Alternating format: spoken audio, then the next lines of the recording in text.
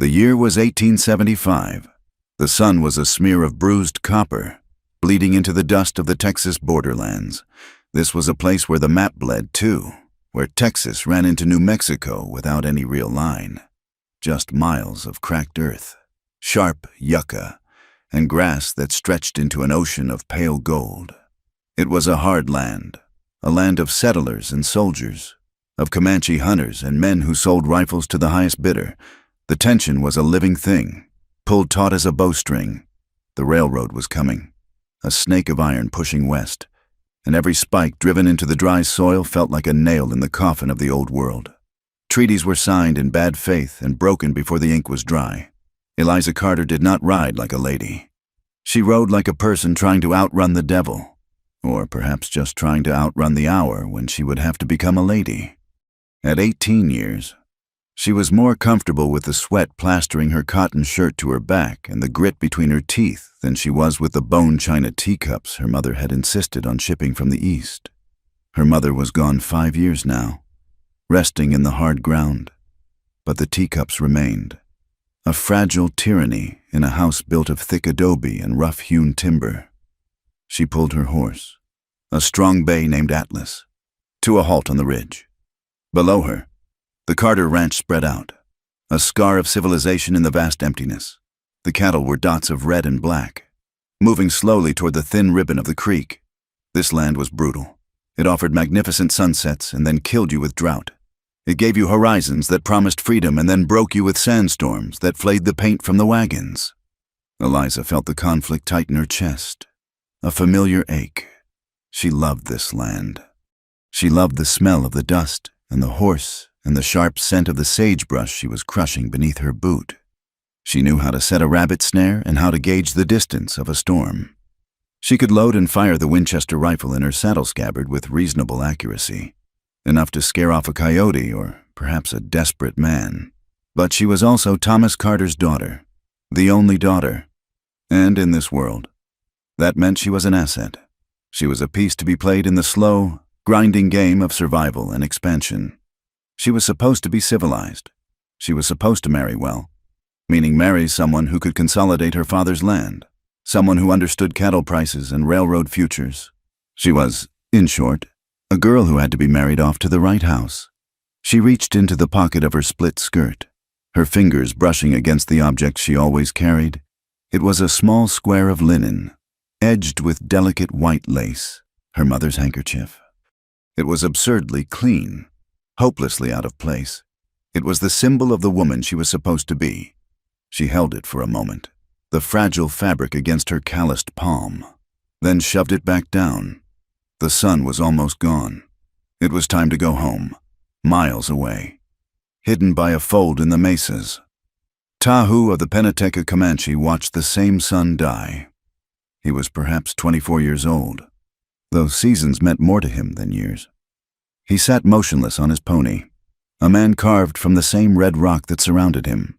He wore buckskin leggings and a simple breechcloth. Around his neck, a single eagle feather tied with a leather thong rested against his collarbone. It was his medicine, a reminder of the sky, the freedom that was rapidly shrinking. His eyes were fixed not on the sunset, but on the unnatural wound in the earth far to the south, the twin iron rails of the railroad, gleaming like snake scales in the last light. Tahu was a man of two worlds, and he belonged fully to neither. He had been raised in the traditions of his people, taught to ride before he could walk, to read the land as a white man reads a book.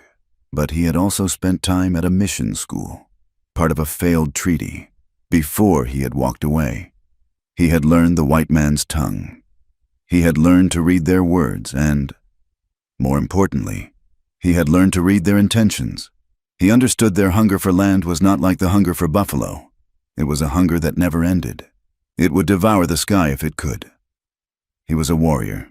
His body was hard, scarred from hunts and the few skirmishes he had seen. But he belonged to a band that had chosen the difficult path of peace. His chief was old, and he had seen too many warriors die, too many children starve. They were trying to negotiate, to hold on to a piece of this land that had been theirs since the first memory, even as other bands fought on. His heart was heavy. He knew the railroad meant the end. It meant more soldiers, more rifles, more fences. It meant the death of the great herds. He felt the familiar pull, the desire to fight, to join the warrior bands to the north who still painted their faces and struck at the settlements. But he also carried the words of his chief. "A man can die in a fire," the old man had said, his voice like dry leaves. Or he can carry water. Both take courage. Only one builds a home. Tahu wanted to preserve his people, but he recognized that violence was no longer the only path. It might even be the path to extinction. When Eliza reached the stables, the air was cool, the scent of hay and horse manure sharp and comforting. She handed Atlas off to a ranch hand and walked toward the main house. The yellow light spilling from the windows looked warm, but she felt a chill. She paused at the wash basin on the porch, scrubbing the dust from her face and hands, trying to smooth her wind-tangled hair. She hated this part, the transformation. Inside, the main room was thick with cigar smoke and the low murmur of men's voices. Her father, Thomas Carter, stood by the massive stone fireplace. He was a big man, broad-shouldered, but the land and his grief had worn him down. His face was a map of worries, the deepest lines etched there the year his eldest son, Thomas Jr., had been killed in a Comanche raid. That was 10 years ago, but the loss still sat at the table with them every night. Thomas Carter was a man caught between his hatred for that loss and his crippling fear of more war. Her brother, Jacob, was slumped at the table, a bottle of whiskey near his hand. At 25, Jacob was everything Eliza was not. He was bitter, loud, and he nursed a hatred for all red men that was almost religious in its fervor. He was an extremist, ready to act on his darkest impulses. He looked up as she entered. His eyes narrowed. "Playing cowboy again, sister," he sneered. "You smell like a horse." Eliza ignored him, her gaze shifting to the third man in the room, Colonel Harlan Briggs. Briggs was the commander of the nearby cavalry post. He was a man who seemed entirely out of place in the West. His blue uniform was impeccably pressed, his boots polished to a mirror's shine, his graying hair neatly trimmed. He rose as she entered, offering a small, polite bow that felt more like a threat than a courtesy. He was a partner to her father. But Eliza sensed the truth. Briggs wanted to erase the Comanche to clear the way for the railroad, and he would use anyone to do it. "Miss Carter," he said, his voice smooth and cold, like stones pulled from a winter river. "Always a pleasure to see you brighten the room." Eliza nodded, forcing a smile that felt stiff on her face. "Colonel." "We were just discussing the railroad," Thomas Carter said, his voice heavy. He rubbed his face. "And the complications." "Complications," Jacob spat, his voice thick with contempt. "Call them what they are. Pa, savages. We got Briggs here. We got a dozen good rifles on this ranch. It is time we cleared them out. For good." Briggs held up a hand, a faint smile playing on his lips. "Patience. Mr. Carter, war is a messy business. Inefficient. What the railroad requires is stability. A permanent solution." Eliza watched the colonel. He spoke of eradicating people as if he were discussing the removal of pests from a granary. Jacob's hatred was hot and reckless, but the colonel's was cold, patient, and far more terrifying. This was the West, where the law was often just the man with the most guns, and conscience was a luxury few could afford. The newspapers in the East called the Comanche monsters. But Eliza knew life here was far more complicated than that. As the men talked, Eliza felt a sudden, sharp memory surface. She was 6 years old. She had wandered from a picnic, chasing a horned lizard, and gotten lost. The panic had been absolute, a screaming terror as the sun set and the coyotes began to yip. She had huddled behind a rock, crying, certain she would die. And then a figure appeared. Not a settler, a woman. Her face was brown and lined, her hair in 2 long braids. A Comanche woman. She had not spoken a word of English, but she had seen Eliza's terror. She had sat slowly, and offered Eliza a piece of dried jerky.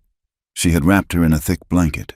She had stayed with her until the sun rose, and then she had pointed her back toward the ranch. Eliza had never forgotten that face, the kindness in hands that Jacob would have said were stained with blood. That woman had saved her, and now men like Briggs and her own brother wanted to wipe her people from the earth. Back at the Carter Ranch, the tension was so thick Eliza could barely breathe. She had been dismissed from the men's talk, sent to oversee the kitchen and prepare for supper. She was supposed to be practicing her stitches, but her hands were shaking too badly to thread the needle. She moved quietly down the hall, carrying a tray of fresh coffee she knew none of them needed. It was an excuse to be near the study. Her father's voice was low, agitated. Jacob's was silent, which probably meant he was drinking heavily. But it was Briggs's voice, calm and measured, that froze her. The study door was open with just a crack. She stood in the shadows of the hallway, her heart pounding a dull rhythm against her ribs. "Cannot guarantee the safety of your herds, Thomas," Briggs was saying. "Not with the Pennateca band so close. They say they are peaceful, but they are still Comanche." "They have not raided in 2 seasons, her father argued, his voice weak. "Their chief, Iron Shield, he seems reasonable." "Reasonable," Briggs scoffed. "A reasonable savage is still a savage. The railroad investors are nervous. They want the territory secured. My orders are to clear that valley. I can do it with bullets, or we can do it with diplomacy." There was a long silence. Eliza held her breath. "What kind of diplomacy?" her father asked. "The Comanche respect blood ties. They respect marriage alliances. It is an old custom, but it holds weight. They have a young warrior, Tahu. He is important. He speaks English. He is the one who holds the hotheads in check." Eliza felt a strange, cold sickness rising from her stomach. She did not understand. "What are you saying?" "Harlan," her father whispered. Briggs's voice dropped, but it was sharp, cutting through the thick air. "It is a simple arrangement, Thomas, a peace agreement, and to seal it, a marriage. It would stop the raids. Give us time to get the railroad through. It would be a symbol of cooperation." Another terrible pause. "You mean she is 18? She is of age." Eliza's blood ran cold. She pressed her ear closer, desperate, terrified. Then she heard her father's voice, broken, a whisper of defeat. "And what do we get?" Briggs' reply was crisp, the sound of a latch clicking shut. "If we marry her off to him, we can avoid the war, and we get to keep the cattle and the railroad line." Eliza's hand flew to her mouth, stifling a gasp. She stumbled back, the coffee tray rattling. She did not understand all of it, not fully, but she understood the core of it, the cold, brutal transaction. She was the price. She was the diplomacy. She was being traded, like cattle, to save a railroad, and she was being traded to the very people her brother wanted to slaughter. The cold dread that had touched her on the ridge returned, but now it had a name. It was the sound of her father's voice, giving her away. She did not run. She did not drop the tray. Her blood had not run cold. It had frozen solid, a block of ice in her chest. She stood in the hallway for a full minute, the voices in the study fading back into a meaningless hum. The words, however, remained, sharp as glass. "If we marry her off to him, keep the cattle and the railroad line." She turned, with a stiffness in her joints that made her feel 100 years old, and walked back to the kitchen. She set the tray down on the rough wooden table. Her hands were perfectly steady. She looked at them, surprised. They seemed to be an animal's hands, disconnected from her mind. She waited. She did not know for how long. The moon rose, casting a pale, judgmental light through the kitchen window. The house fell quiet. Finally, she heard the heavy scrape of her father's chair, the low murmur of goodbyes, the jingle of spurs as Colonel Briggs left. She heard Jacob stumble up the stairs to his room. Then, the heavy tread of her father's boots approached the kitchen. He stopped in the doorway, a large silhouette against the lamplight of the hall. Eliza! His voice was rough with whiskey and something else. Guilt. She did not turn around. She just stared at the window, at the vast, dark land outside. "She is 18, she said, her voice a dead, flat whisper. "She is of age." Thomas Carter flinched as if she had struck him. He walked into the room, his boots loud on the stone floor. He lit the small lamp on the table, and the weak light illuminated his face. He looked haggard, his eyes bloodshot, the lines around his mouth carved deep. "You heard," he stated. It was not a question. "I heard you sell me," she said. She turned to face him, the block of ice in her chest finally beginning to crack, letting a hot, acidic anger rise into her throat. "I heard you trade your daughter for a railroad." "It is not like that," he said, his hands balling into fists on the table. "It is complicated. It is about peace. Eliza, it is to stop a war." "A war," she repeated, her voice rising. "A war that Briggs and Jacob are desperate to start.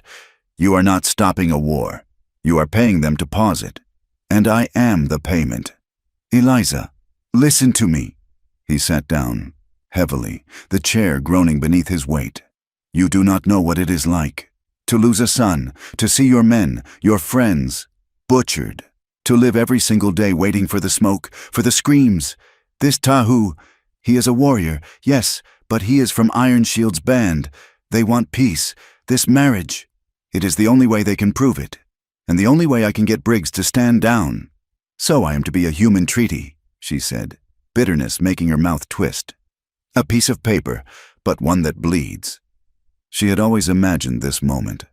A nervous suitor, perhaps the young banker from town, or the son of that rancher over in the next county. A man who would be polite, who would bring her flowers, who would be white. She had not loved the idea, but she had accepted it as her fate. This was not fate. This was a sacrifice. "Who is he?" she asked, her voice trembling now. "This Tahu. What kind of man are you giving me to?" "He is a Comanche," her father said, as if that were the only answer. "He is said to be a man of his word. He is their chief's choice." "A savage," she whispered. The word tasted like ash. All the stories, the terrifying campfire tales of men who scalped their enemies and stole women, stories told by Jacob, stories printed in the Eastern papers. They all rushed into her head, the blood, the violence, the sheer otherness of it. But then, another image fought for space, a kind face, brown and lined, a piece of jerky offered by a steady hand, a woman who had sat with a lost little girl until dawn. She pushed the memory away. That was one woman, long ago. This was a warrior, a man. "You have already agreed," she said. "The meeting is in 2 days," he replied, unable to meet her eyes. "At the fort, to finalize the terms. You will meet him." She stared at her father, this man who had taught her to ride, who had held her when her mother died. She saw his fear. He was terrified of the Comanche, terrified of Briggs, terrified of losing what little he had left. And in his terror, he was willing to feed his daughter to the wolves to keep them from the door. The ice in her chest had melted, replaced by a cold, hard resolve. "I see," she said, and she turned, walked out of the kitchen, and went to her room, locking the door behind her. 2 days later, the sun beat down on the parade ground of the cavalry post. The place smelled of horse, brass polish, and hypocrisy. A large, open-sided tent had been erected to provide shade, a pitiful gesture against the crushing heat. On one side sat the white men Colonel Briggs, looking cool and composed. Her father, his face gray and sweating, and a few other prominent ranchers, their expressions a mixture of curiosity and disgust. Eliza sat slightly behind her father, as instructed. She wore her best dress, a dark blue cotton that was already sticking to her back. She felt like a prized heifer being led to auction. Then they arrived. They did not ride in like a war party, whooping or shouting. They rode in with a slow, deliberate dignity. About a dozen men, their faces painted not for war, but for ceremony. They were led by an old man, his face a web of deep wrinkles, his hair gray. This must be Iron Shield, and beside him, riding a muscular paint pony, was the man she knew must be Tahu. He was nothing like the monsters from her nightmares. He was not a stooped, grunting brute. He was tall, even sitting on his horse. He was lean, with the long, powerful muscles of a rider. He wore buckskin leggings and a simple leather vest that left his chest and arms bare. His skin was the color of rich, oiled copper. His black hair hung in two thick braids. Around his neck, he wore the single eagle feather she had seen in her vision. He dismounted in one fluid motion. He did not look at her. He looked at her father, at Briggs, and then his eyes scanned the perimeter, counting the soldiers on the walls. He was calm, but it was the calmness of a panther, an assessment of threat. His eyes, when they briefly passed over her, were sharp and intelligent, and, she thought, filled with a profound, weary sadness. Tahu tasted the dust and the lie in the air. He stood beside his chief, his hands loose at his sides. He had argued against this. He had argued that this was a trap, a white man's trick. They do not offer peace, he had said to Iron Shield the night before. In their own tongue, they offer a chain. They want to tie us to them, and then they will pull the chain tight. They will pull the chain whether we are tied or not, the old chief had replied. They have the thunder sticks. They have the iron horse. We cannot fight the storm. Tahu, we can only try to build a shelter. And this shelter is a woman, the daughter of the man who fences the water. This shelter is time. Iron Shield had corrected him, his voice firm. You will marry this girl. You will bring her to our camp. You will show her our ways. You will give her a child. And this bond, this blood, will hold the soldiers back. It will give us one more season. Maybe two. It is a heavy burden, but you are strong enough to carry it. Tahu had looked at the old man, his heart torn. He was a warrior. He had earned his place. He desired a wife. Yes, but one of his own people. A woman who understood their world, who could share his life. Not this pale sacrifice. He knew what the white men thought of them. He knew their contempt, and he knew this girl, raised in that world, would bring that contempt with her. She would be a symbol of their invaders, living in his own lodge. Now, he saw her. She was small, seated behind her father. She was staring at him, her face pale, her eyes wide with what he easily recognized as fear. He felt a flicker of something.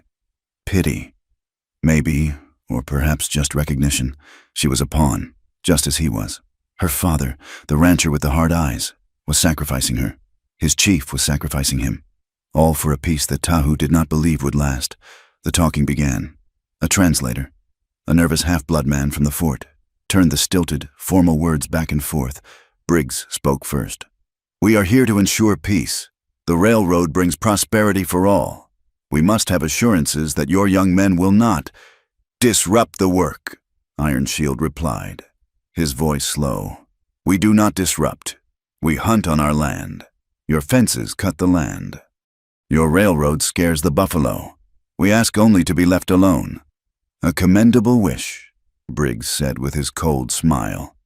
But the world is changing. To show our commitment to this new, shared future, we have agreed to an alliance, a bond, a marriage. A low murmur ran through the ranchers. Marry Carter's girl to a redskin, one of them whispered, loud enough to be heard. It is a disgrace, from the back of the Comanche group, one of the younger warriors. Red Fox spat on the ground. Our finest warrior. Tahu heard him mutter in their language, shackled to a milk-faced woman. This is not an honor. Only the old men, on both sides, seemed to understand. Thomas Carter, who had lost a son, Iron Shield, who had lost dozens. They were the ones who knew the price of a failed talk, and it was paid in bodies. Jacob Carter had not been invited to the formal talk. He stood just outside the tent, his face flushed with whiskey and rage. He had stormed at his father for 2 days. You are a coward, he yelled, his spittle flying. You are giving her to them, giving her to the filth that killed Thomas Jr. She is a traitor to her race if she goes, a traitor to her own blood. And now, watching the scene, he saw Briggs, standing beside his father, that same faint smile on his lips. Jacob did not trust the colonel, but he trusted the colonel's desire to kill. He had heard Briggs talking to his men. "This marriage is a temporary solution," Briggs had said quietly. "It holds them in place, and when the treaty is inevitably broken, and it will be, we will have the perfect justification to act. We will be seen as the wronged party. We will wipe the slate clean." Jacob smiled, a broken, ugly expression. He would let this farce play out. For now. After the endless, empty words were spoken, her father motioned for Eliza to stand. Her legs felt like wood. "This is my daughter, Eliza," Thomas Carter said, his voice thick. Iron Shield nodded slowly. He spoke, and the translator hurried to keep up. "And this is Tahu, my son's son, a leader among our warriors. He will be her husband. He will keep her safe." Tahu stepped forward. The translator motioned for Eliza to step forward. They stood in the middle of the tent, the two groups watching them like hawks. She was close enough now to see the intricate beadwork on his vest, to smell the scent of wood smoke and sage that clung to him. "The two should speak," the translator said nervously. Eliza looked up at him. He was taller than she had realized. His face was stoic, his eyes unreadable. She would not cry. She would not collapse. She lifted her chin. "I am Eliza Carter," she said, her voice small but clear. Tahu looked at her. He saw the pride, the rigid set of her shoulders, the terror she was trying so hard to hide. He gave a slight nod. He spoke in English, his voice low and guttural, but the words perfect. "I am Tahu." He did not smile. He did not threaten. He did not offer comfort. He simply stated his name, and in that moment, she understood. He did not want this any more than she did. He was not a monster capturing a prize. He was a man being handed a burden. They were two sides of the same counterfeit coin, their lives spent by other men in a game they did not control. That night, Eliza did not sleep. She sat at her window, staring at the empty prairie. She was a hostage, a tribute, a lamb being led to slaughter. The fears came back, thick and choking. But then, she thought of her father's face, the raw fear in his eyes. He was a weak man, in many ways, but he was not evil. He was just broken, beaten down by the land, by grief, by men like Briggs. She thought of Jacob, his face twisted with a hatred that was eating him alive. She thought of Tahu. "I am Tahu." Just that, a simple statement. He had not looked at her with contempt. He had not leered at her. He had looked at her like an equal in this horrible, impossible bargain. She was 18 years old. Her life was supposed to be her own. It was not, but the way she lived it, that was... If they were going to trade her, she would not go as a weeping victim. If she was to be a bridge, she would be a bridge made of stone, not of straw. She would walk into this with her head held high. She would go, not because her father commanded it, or because Briggs arranged it, but because she chose it. It was a small, desperate piece of control, but it was hers. She would go, and she would use this position to try and protect both sides, to stop the war that men like Jacob and Briggs so desperately wanted. Tahu, too, sat by his fire long after the others slept. His decision was simpler, bound by a code she could not yet understand. The chief had commanded. He would obey. But his mind was on the girl, her pale face, the tremor in her hands that she tried to hide. She was not a warrior. She was soft, from a soft world. She would not survive a week in the camp. He touched the eagle feather at his throat. He had been given a duty. His duty was to the people. This girl was now, by the chief's decree, part of the people. She was his responsibility. If he must take this wife, he would do it, and he would protect her. He would protect her from the harshness of the land, from the suspicion of his own people, and, if necessary, from the cruelty of hers. According to Comanche law, his wife was his household. She was under his protection. She was not a prize of war. She was not a slave. She was to be respected. It was not love. It was not even a partnership. It was a beginning. born not of affection, but of two separate, private decisions to choose courage. The chapel at the cavalry post was not a house of God. It was a box of raw lumber that smelled of pine sap and fear. It was hastily assembled, much like the peace treaty it was meant to serve. Eliza stood rigid in a white dress. It was her mother's, altered badly by the post seamstress. The fabric felt stiff, like a shroud, the intricate lace on the collar scratching her neck. Her face was pale, her knuckles white where she gripped a small, dry bouquet of prairie flowers. Her father stood beside her, his Sunday suit looking too tight, his face slick with sweat. Colonel Briggs watched from the front pew, his expression one of polite, satisfied impatience, as if he were observing a livestock transaction. A few ranchers and their wives were scattered behind him, their gazes a mixture of pity and sharp disapproval. The post chaplain read the words quickly, his voice droning. Eager to have the service finished, Tahu stood opposite her. They had forced him into a black suit that looked foreign and wrong on him, pulling tight across his shoulders and chest. He was rigid, his eyes fixed on a crack in the wooden wall just past her head, his face a mask of stone. He looked trapped. He looked like a caged hawk. The I-do's were whispers, words stolen from their throats by the heavy, oppressive silence. It was over in less than 10 minutes. She was, by the white man's law, Mrs. Tahu. The name felt like a brand on her tongue. As the sun fell, the second ceremony began. This one was not in a box. It was under the vast, open sky, which was turning a deep, bruised purple. The Comanche camp was alive with the smell of wood smoke and roasting meat. A large fire burned in the center, sending sparks up to challenge the first stars. The air throbbed with the sound of a single, deep drum, a heartbeat that seemed to shake the ground itself. Tahu was different here. He had shed the suffocating suit. He wore his buckskin leggings and a breastplate of polished bone. He looked like a part of the earth, not a visitor. He and Eliza were brought before Iron Shield. The old chief spoke, his voice rising and falling with the rhythm of the drum. He spoke of earth and sky, of duty, of the joining of two bloods to make the people stronger, to mend the broken hoop of the world.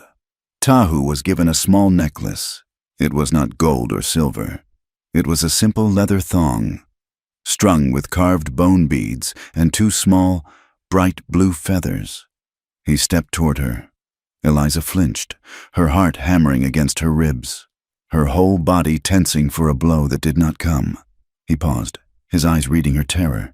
Then, slowly, carefully, as if handling a spooked foal, he lifted the thong and placed it over her head. His fingers brushed the skin of her neck, just below her ear. The touch was light, almost accidental, but it burned like a brand. She looked around the circle of firelight, and the full weight of her isolation crashed down on her. She was utterly alone. The white faces were gone, save for her father, who stood awkwardly at the absolute edge of the firelight, looking like a man who had wandered into the wrong world. Jacob was not there.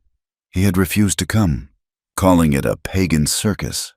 His face twisted with disgust. The faces of the Comanche watched her. The warriors were impassive, their eyes hard, judging. Some of the younger women whispered behind their hands, their expressions mirroring the scorn she had seen from the white women at the fort. They saw her as a white intrusion, a symbol of their enemy, a pale weakness, but some of the older women, their faces lined like dried riverbeds, looked at her with something else. It was not kindness, exactly. It was a deep, knowing pity. They saw her for what she was, a sacrifice, a child, dressed as a woman, sent to do a man's job. Tahu, too, was isolated, standing beside her, but not with her. He was performing a duty. He was a man accepting a sentence.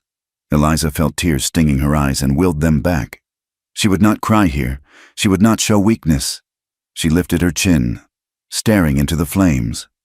As the drumbeat softened and people began to eat, a woman moved from the shadows near the chief's lodge. She was older, perhaps her father's age, with a face that was severe but held a deep intelligence in her dark, piercing eyes. She stopped in front of Eliza and simply looked at her, her head tilted, studying her as if she were a difficult puzzle. The woman's eyes scanned Eliza's face, lingering. Then her expression shifted. It was a flicker of something. Recognition. The woman spoke, her voice low. "To Iron Shield." She pointed, first at Eliza, then at her own eyes. Eliza stared back. And suddenly, the campfire, the drum, the smell of smoke, all of it faded. The woman's face superimposed itself over a memory. 12 years old and sharp as glass. A lost little girl. A horned lizard. A cold night. A piece of dried jerky offered by a steady, brown hand. A thick buffalo robe. Eliza's own hand unconsciously went to the new necklace at her throat.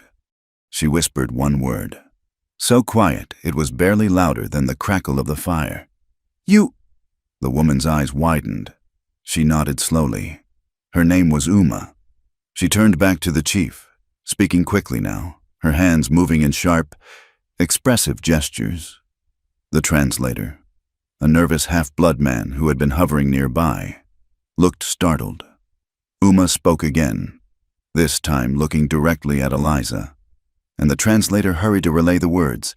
"She says she remembers you," the translator said, his voice full of disbelief. "She says she found you when you were a child, lost on the prairie. She says you were not like the others. You were afraid, but you did not scream at her.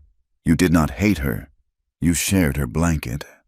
Uma looked at Tahu, then back at Eliza. The translator continued, his voice dropping.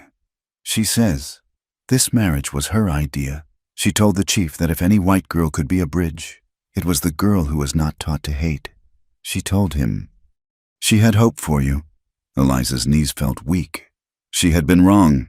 She was not just a piece of property traded by her father and Briggs. She was not just a victim. She was a choice. Someone, on this side, had looked at her and seen hope. It did not make her less terrified, but it made her feel less hollow. The night ended. The fire burned down to embers. Uma gave her a small, supportive nod before melting back into the shadows. Then, 2 older women took Eliza's arms, their grip firm but not unkind. They led her away from the main camp, Tahu walking silently behind them. They climbed a small path up to a lodge set on a slight rise, overlooking the vast, moonlit prairie. It was separate from the other dwellings. It felt exposed and terribly, terribly quiet. The women gestured for her to enter. She stepped inside. Tahu followed. The flap of the teepee, made of thick buffalo hide, was dropped closed. The sound was soft, but it felt as final as a prison gate slamming shut. A small fire burned in the center, casting restless shadows on the hide walls. A thick pile of buffalo robes was laid out on one side. This was it. This was the moment she had been dreading since her father's confession. She was 18 years old. She had never been kissed. She knew nothing of what happened between a man and a woman. Only the hushed, fearful whispers of other girls and the crude jokes of the ranch hands. She was a virgin, and she was terrified. She backed away from him, stumbling until her back hit the curved, sloping wall of the teepee. She could not stop the shaking. Her breath came in short, sharp gasps. She sank to her knees on a smaller rug, pulling her arms around herself, the white fabric of her mother's dress pooling around her. And despite her vow, the tears came. Not loud sobs, but silent, hot tears that streamed down her face, dripping onto the delicate lace. She cried for her lost girlhood, for her mother, for the life she would never have.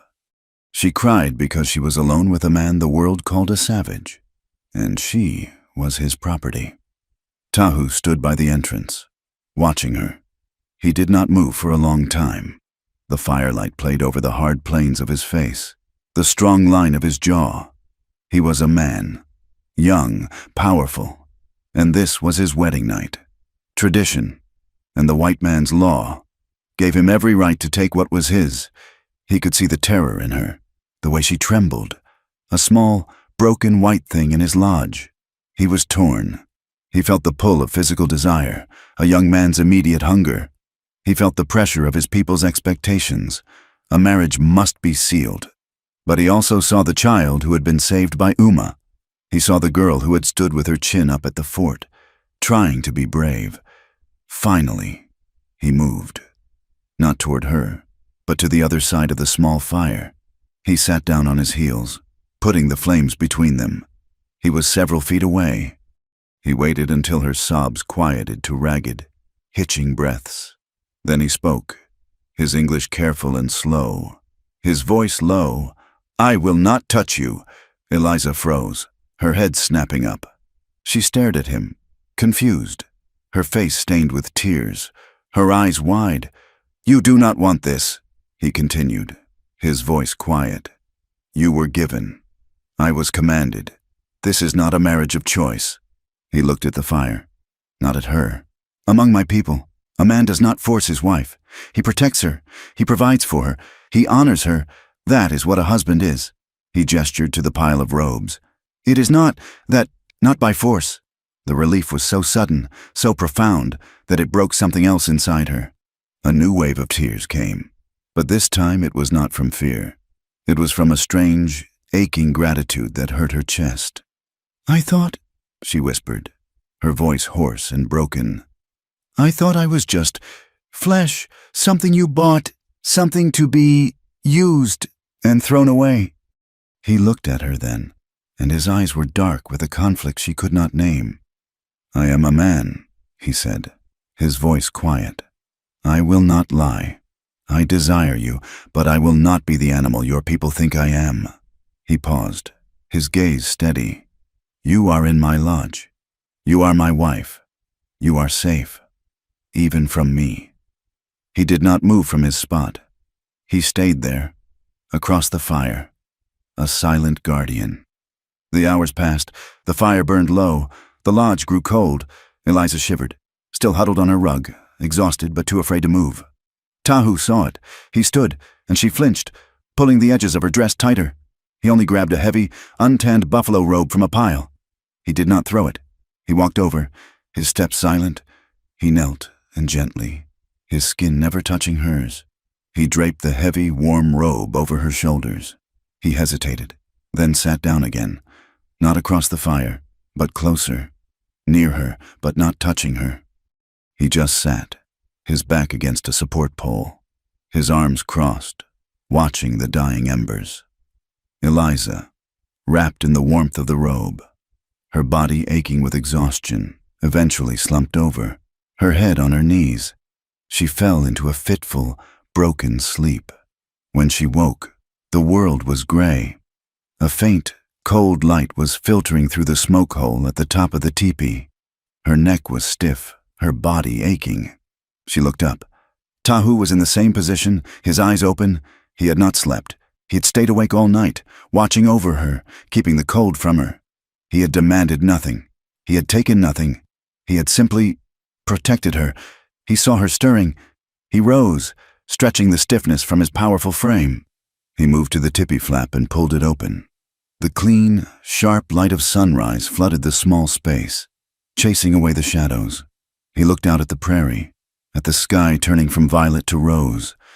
Then he looked back at her, at the girl still wrapped in the heavy robe, her hair a wild tangle, her face swollen from crying. "The night is over," he said. And then he said the words that would change everything. "Among my people, a choice is made once, a vow. But I see now that is not enough for this." He met her gaze, his own clear in the new light. "I will choose you every sunrise. Eliza. Not just tonight." She stared at him. He was not talking about tradition or duty. He was making her a promise of choice. In that moment, surrounded by strange smells, in a lodge that was not her home, married to a man she did not know, Eliza Carter felt something she had not felt in her entire life. Not with her father, not with her brother, not with any man. She felt safe, truly safe. It was not love, not yet. It was a single, fragile seed, planted in the darkest, most terrifying night of her life, now visible in the first light of dawn. The wedding had begun in the suffocating darkness of her father's fear, and it was ending in the clean, open air of a new morning. She had been passed from one man to another, not as a slave, but as a partner. The aftermath was quiet but immediate. The women who came to bring food that morning saw the bride, her eyes red from crying, and the groom, his face set from a night without sleep. They saw the untouched wedding robes. The news spread through the camp like wildfire. The younger warriors, like Red Fox, sneered. The white man's woman had turned their warrior soft. He did not even take her. It was a weakness. Back at the fort, the soldiers who heard the rumors laughed. The great savage warrior was afraid of a little white girl. But Uma, when she heard, did not laugh. She smiled, a small, knowing smile. She had been right. This man, Tahu, was not like the others. He did not build his house on a foundation of violence. He had chosen a different kind of strength. Life in the teepee was a series of small, humbling shocks. The white dress was taken from her, not unkindly, by Uma. It was replaced with a simple, sleeveless buckskin dress. Soft as butter but smelling of smoke and tannins, it was infinitely more practical, but wearing it felt like shedding her old skin. The camp was a place of constant, shared labor. There was no privacy. Women worked in groups, their hands always busy. Eliza, who had run a ranch house, thought she understood work. She did not. She learned to scrape hides, a nauseating, back-breaking task that left her hands raw and her stomach churning. She learned to forage for roots, digging in the hard, dry earth for hours for a small handful of bitter plants. She learned to pound dried buffalo meat and choke cherries into pemmican, her arms aching until she thought they would fall off. At first, she was a clumsy disaster. The women watched her, a few of the younger ones openly tittering when she fumbled a tool or gagged at the smell of boiling tripe. She was the white wife, a delicate ornament who did not belong, but she did not complain. She did not weep. She just set her jaw, wiped the sweat and grease from her face, and tried again. She learned to accept the dirt under her fingernails, the constant ache in her back, the sting of the sun on her skin. Uma was her guide, a stern but patient teacher. She would rap Eliza's knuckles with a stick when she held a scraper wrong, but she would also share her water skin, a silent gesture of solidarity. Gradually, the camp's perception of her began to shift. This was not the pampered, fragile doll they had expected. She was strong. She endured. She was trying. The cultural clashes were inevitable. Some were small, almost comical. The food was a constant trial. One evening, she was offered a piece of roasted meat she could not identify. She ate it, swallowing hard against the strong, gamey flavor, only to be told by a smiling Uma that it was roasted prairie dog. Eliza managed to keep it down, just barely. She made mistakes with the language. She was trying to learn the Comanche words, her tongue tripping over the guttural sounds. One morning, she tried to greet Iron Shield, but she mixed two words. Instead of "Good morning, respected chief," she had apparently said, "Your foot is a large cloud." The old man had stared at her, then let out a dry, barking laugh, a sound that astonished everyone. Even Tahu, standing nearby, had pressed his lips together, the corners of his eyes crinkling in a way that was almost a smile. But some clashes were serious. One afternoon, she returned to their lodge. It was her duty to keep it clean. Tahu's war shield and a long, feathered lance rested against the wall. They were in her way as she tried to sweep. Without thinking, she reached out and moved them, placing them neatly outside the door. Tahu returned an hour later. He saw the shield, and his face, which had been softening toward her over the weeks, turned to stone. He did not yell. His voice was a low, cold hiss that was far more frightening. "You do not touch these. I was cleaning," she stammered, shrinking back. "This is not a broom," he said, his voice shaking with a contained fury. He picked up the shield. "This is my medicine. It is my life. You have no right." He spoke in Comanche, the words too fast for her to follow, but the anger was universal. He was truly, deeply angry. Uma had to be called. She explained her grave. Eliza had violated a profound taboo. A woman was not to touch a man's weapons of war, his medicine bundle, To do so was to risk his spiritual protection, to invite disaster. Eliza was horrified. She had not just been rude, she had committed a sacrilege. She had to apologize, not just to Tahu, but in front of Iron Shield. She stood before the chief, her head bowed, and spoke the words Uma had taught her, words of respect and deep apology. Tahu stood beside her, his face rigid. It was a humiliating, terrifying lesson. She was not in her world.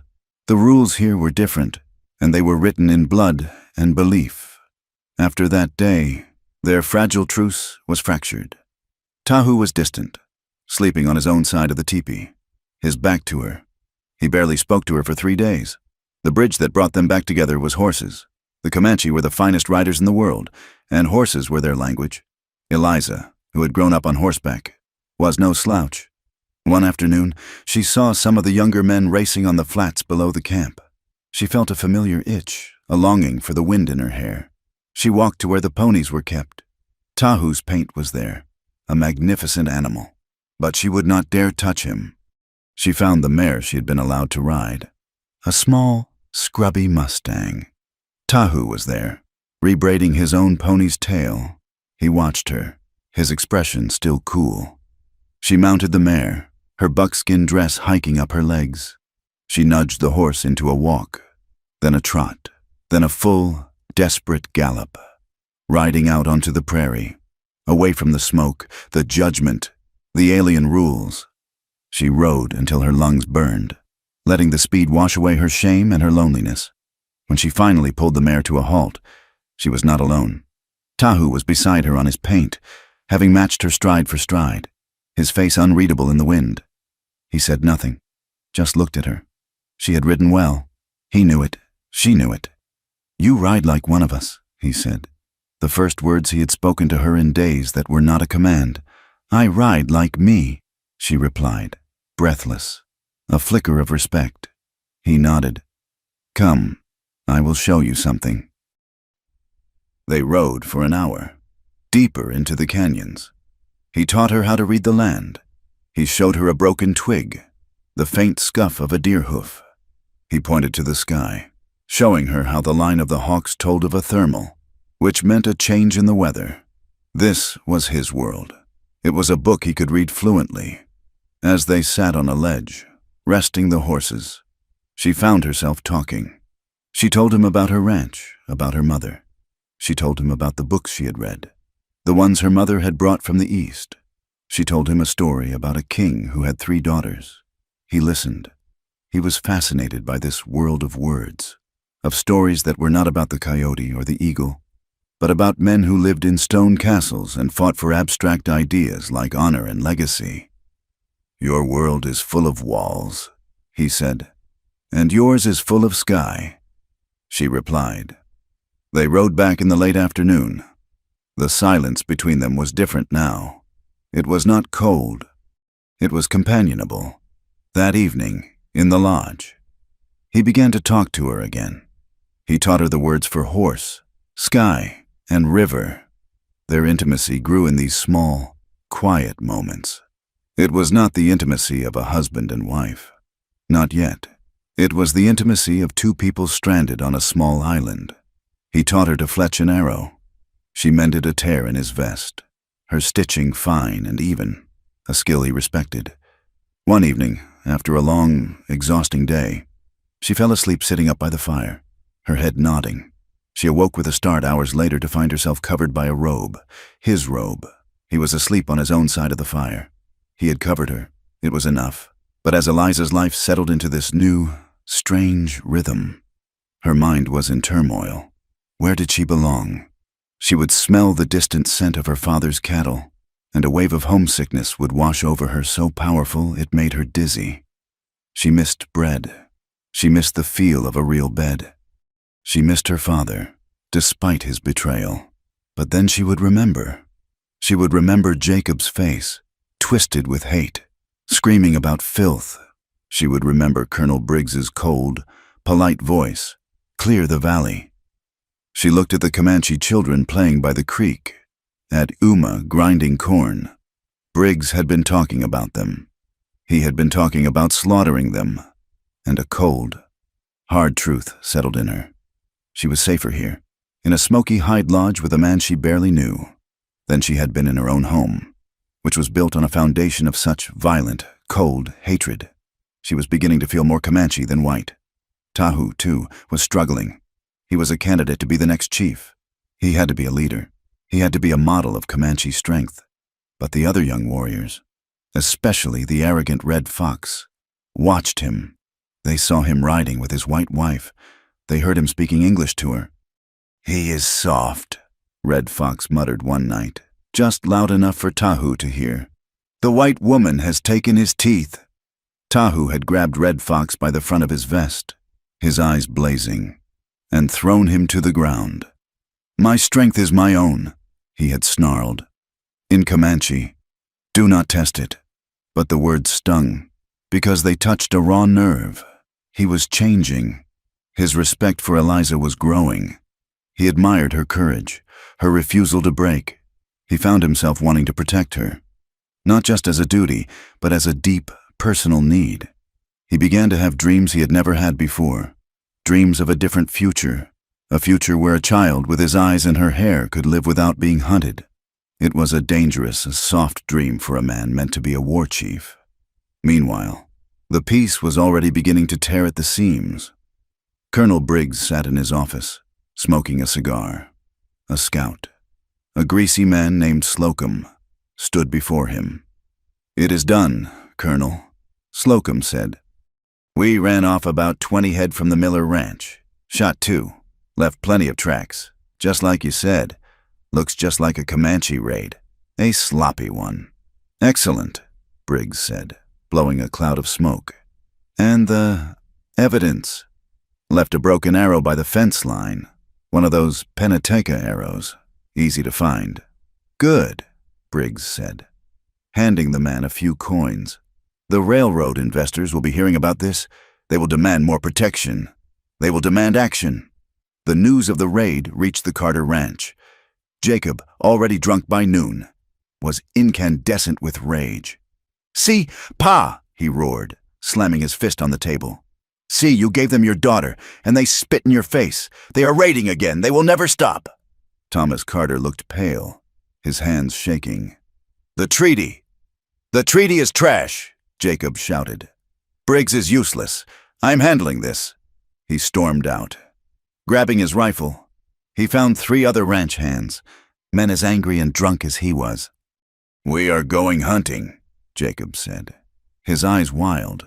They did not dare attack the main camp, but they knew of a small hunting party that was camped by the river. 2 lodges, mostly women and an old man. Curing hides, they descended on the camp at dusk, firing their rifles into the air. They set the lodges on fire, shot 2 of the prized hunting ponies, and scattered the curing hides. They rode off laughing, firing into the sky, feeling brave, in their drunken haste, as he leapt back on his horse. Jacob dropped his branding iron, the one he used for stray calves, the familiar C-bar. The next morning, Tahu was part of the group that found the smoldering wreckage. The women were terrified, but unharmed. The old man was furious. They had lost the ponies and the meat. It was a disaster. Red Fox was the one who found the branding iron in the mud by the riverbank. He picked it up. He held it aloft. The C-bar, the Carter brand, was unmistakable. A cold, deadly silence fell over the warriors.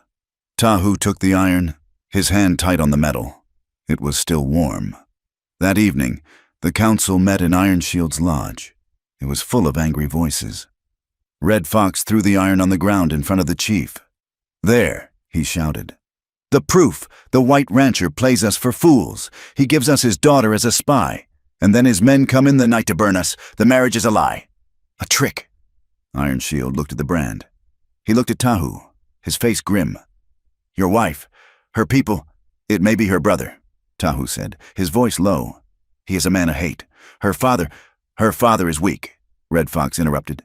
"It is the same thing. She is Carter's blood. She is in our camp. She knows our numbers. She knows where we hunt. She is a spy."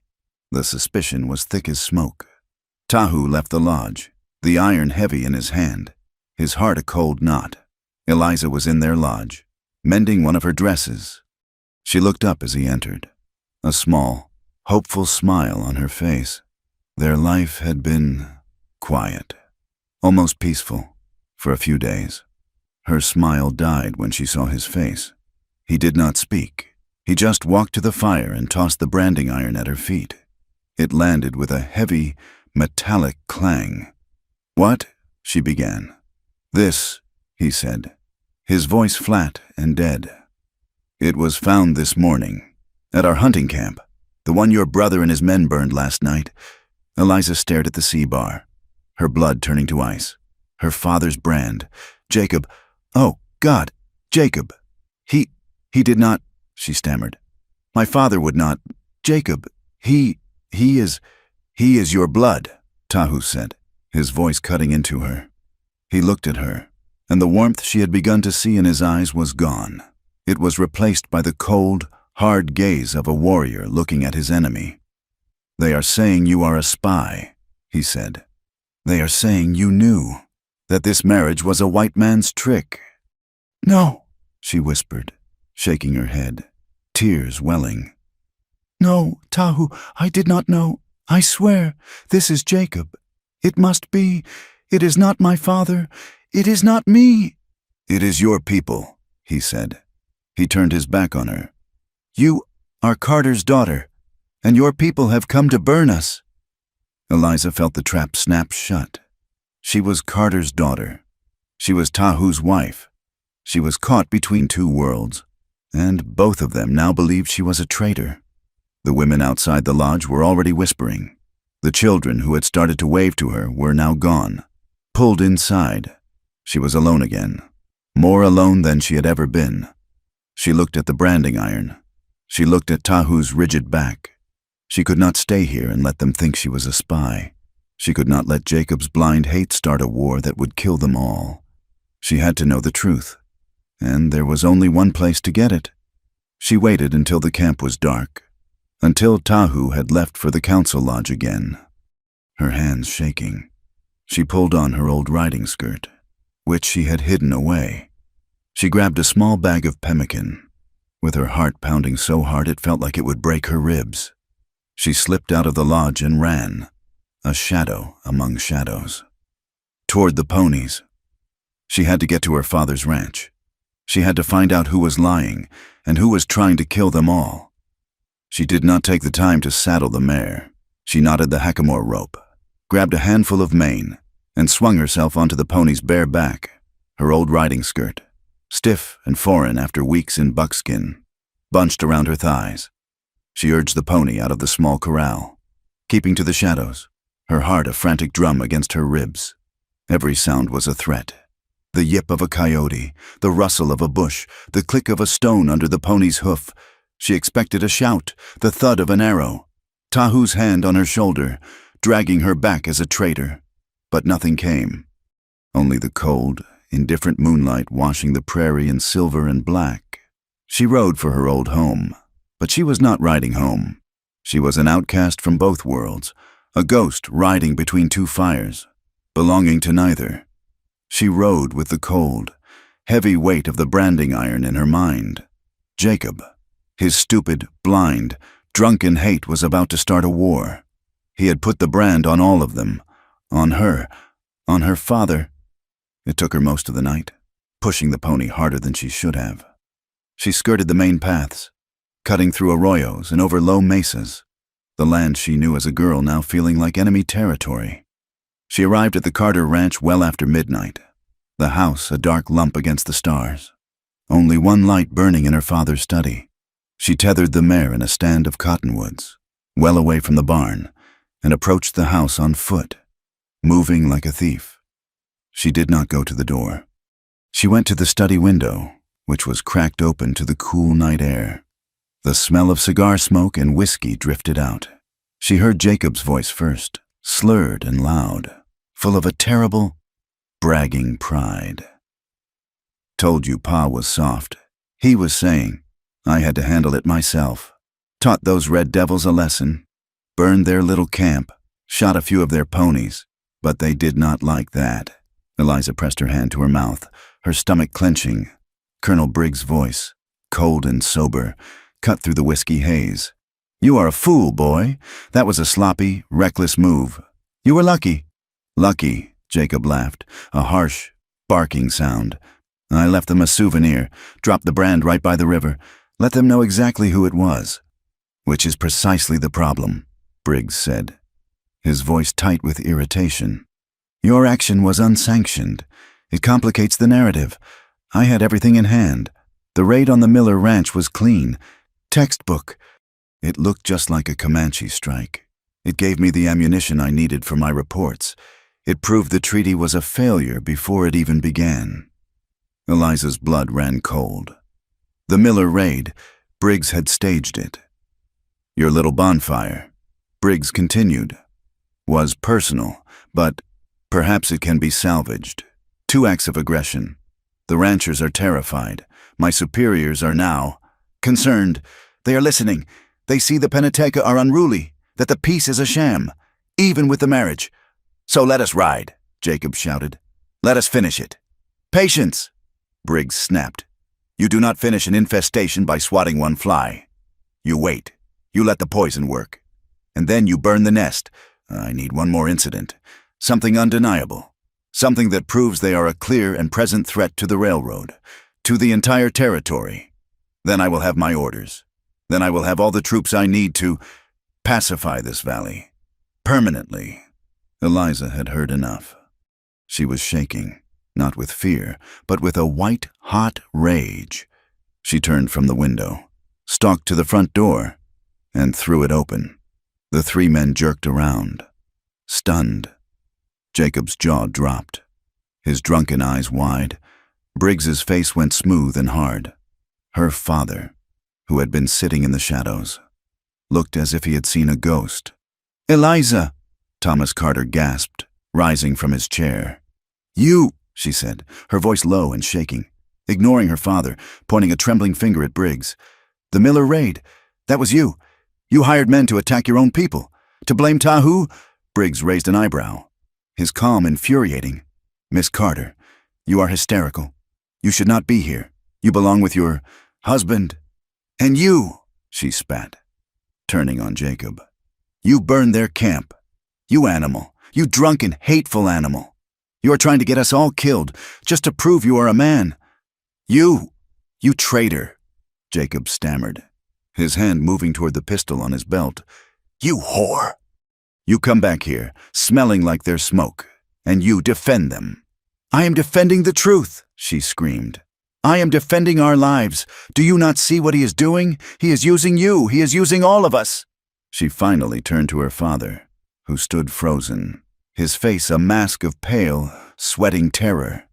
"And you," she whispered, her rage collapsing into a terrible, aching disappointment. You knew he was dirty. You knew Jacob was out of control, and you did nothing. You sat here, hiding behind your whiskey and your fear, while they planned a massacre." "Eliza, it is complicated," Thomas Carter pleaded, his hands outstretched. "No, it is simple," she cried. "It is greed, and it is hate, and it is cowardice, and I will not be a part of it." She looked at her father, her eyes filled with a new, hard light. "You have to choose, right now. You stand with him." She nodded at Briggs. "And his war, or you stand with me. You stand with the peace you sold me to protect. You cannot have both." Before her father could answer, a new sound entered the room. A low, rising moan, like a train approaching from far away. It was not a train. The glasses on the table began to rattle. Briggs was the first to recognize it. He crossed to the window, his face grim. "Dear God in heaven," he said. A wall of blackness was rolling across the prairie, blotting out the stars. The wind hit the house like a physical blow, shaking the thick adobe walls. The front door slammed shut with a crack like a rifle shot. "Sandstorm," her father whispered, his face losing its last vestige of color. For 3 days, the world ended, the sun vanished, the sky was not blue or gray, but a thick, choking, reddish brown. The wind howled, a constant, maddening scream that never stopped. "Fine," Gritty dust seeped through every crack, covering the floors, the food, the water. It was impossible to see more than a few feet. It was impossible to breathe without covering your face. They were trapped in the house together. Eliza, her father, a terrified Jacob, and a calm, calculating Colonel Briggs. The tension in the house was as thick and suffocating as the air outside. They could not leave. They could barely speak. The storm had put their human conflict on pause, dwarfed by a power that could kill them all. In the Comanche camp, it was worse. The tip is strained against the wind, some tearing loose, the vital pony herd, their wealth and their life, scattered in a blind panic. The people huddled under stiff buffalo robes, praying to the spirits of the wind to pass them by, their eyes and lungs burning. Tahu, his heart a cold knot of fury and fear, had realized Eliza was gone hours after she left. He had seen the missing pony. Traitor. The word had burned in his gut. Spy. He had grabbed his bow and his pony and gone after her, tracking her easily. He was a shadow behind her, his rage battling his deep, buried worry. He had seen her sneak into the ranch house. He had been crouched in the barn, waiting, his mind torn. When the storm hit, he, too, was trapped. When the wind finally died, on the morning of the fourth day, the world was remade. The land was scoured, the contours of the hills softened, the landscape alien. The sky was a pale, washed-out blue. The human world returned with a vengeance. News came from a cavalry patrol. A vital supply wagon, headed for the fort and the small settlement, had been attacked. The wagon was burned, the guards killed, the food and ammunition stolen. The tracks, the patrol said, were clear. Despite the storm, moccasin prints, pony tracks. The work of Comanche. Briggs' face, when he heard the news, was a mask of grim satisfaction. "This," he said, "is the final straw. They are starving, desperate, and now they are murderers and thieves. The treaty is dead." Eliza knew it was a lie. The Comanche had been trapped, just as she was. They could not have organized a raid. She fled the suffocating house, running to the barn, desperate for air, for a horse, for a way to stop this. She threw open the barn door. Tahu was standing there, his face covered in dust, his eyes red-rimmed and burning. She stopped, her heart leaping into her throat. You followed me?" "You are my wife," he said, his voice a low rasp. "You are my responsibility. Even when you run—" "Tahu, I am not a spy," she said, the words tumbling out. "I came here to stop Jacob. I heard Briggs, the Miller raid. It was him. He staged it. And this wagon, it is him. I know it." Tahu looked at her, his gaze intense. He had been trapped in the barn for 3 days, listening to the wind, thinking. His anger had cooled, leaving only a cold dread. He had seen the cavalry patrol. He had heard the news. He knew his people were being framed. "The tracks," he said simply. "They say it was us." "They are lying," she said. "We have to prove it. Together." He looked at her for a long moment. She had run from him, but she had run for him. For his people. He nodded. "Once." "We prove it." They rode to the wagon site. It was a ruin of charred wood and bodies. Tahu dismounted, kneeling by the scuffed earth. "They are right," he said. "Moccasin prints." He looked closer. "But they are wrong. These are old moccasins, worn by a white man. The heel strikes too hard." Eliza, meanwhile, was looking at the ground near a rock. "Tahu, look," she pointed. A small, brass casing, glinting in the sun. "This is from a cavalry rifle. Springfield, not a Winchester, not an old trade musket." They followed the tracks. Tahu reading the faint signs, Eliza adding her own knowledge. They found the trail of heavy-shod horses, not unshod ponies, hidden under the lighter pony tracks. The trail led away from the camp, toward the broken canyons. They found them in a box canyon, gathered around a small fire, dividing the stolen flour and ammunition. 6 of them. One was Slocum, Briggs's scout. The others were rough men, wearing pieces of old uniforms, faces hard and mean. Deserters. "Briggs pays well," Slocum was saying, laughing as he hefted a sack of flour. Tahu knocked an arrow. Now, he whispered. He lost the arrow. It struck one of the men in the chest. The man coughed, looked down, and fell forward into the fire. Chaos. The men scrambled for their rifles, firing wildly. Tahu and Eliza were pinned behind a ridge of rock, bullets chipping stone near their heads. Tahu was fast, moving between 2 points of cover, loosing arrows with deadly, silent accuracy. Eliza drew her Winchester, her hands steady. This was not like shooting rabbits. This was for her life. For his life. She aimed, took a breath, and fired. One of the men yelled, clutching his arm. Tahu took down another. Only Slocum and one other were left, firing from behind the burned-out wagon. Tahu rose to move to a new position, but the last man, hiding behind a wheel, saw him. He raised his rifle, taking careful aim at Tahu's exposed back. "Tahu!" Eliza screamed. There was no time to think. She swung her rifle, aimed, and fired. The shot was true. The man jerked, his rifle discharging into the sky, and collapsed. Slocum, seeing he was alone, scrambled onto a horse and fled, riding low and fast. Silence, the smell of gunpowder and blood. Tahu slowly stood, his bow in his hand. He looked at the man Eliza had shot. He looked at her. She was pale, shaking, her rifle smoking. He had a long graze on his left arm, bleeding freely. "You are hurt," she said, her voice trembling. He would have killed me," Tahu said, his voice quiet, awed. You fought. For me."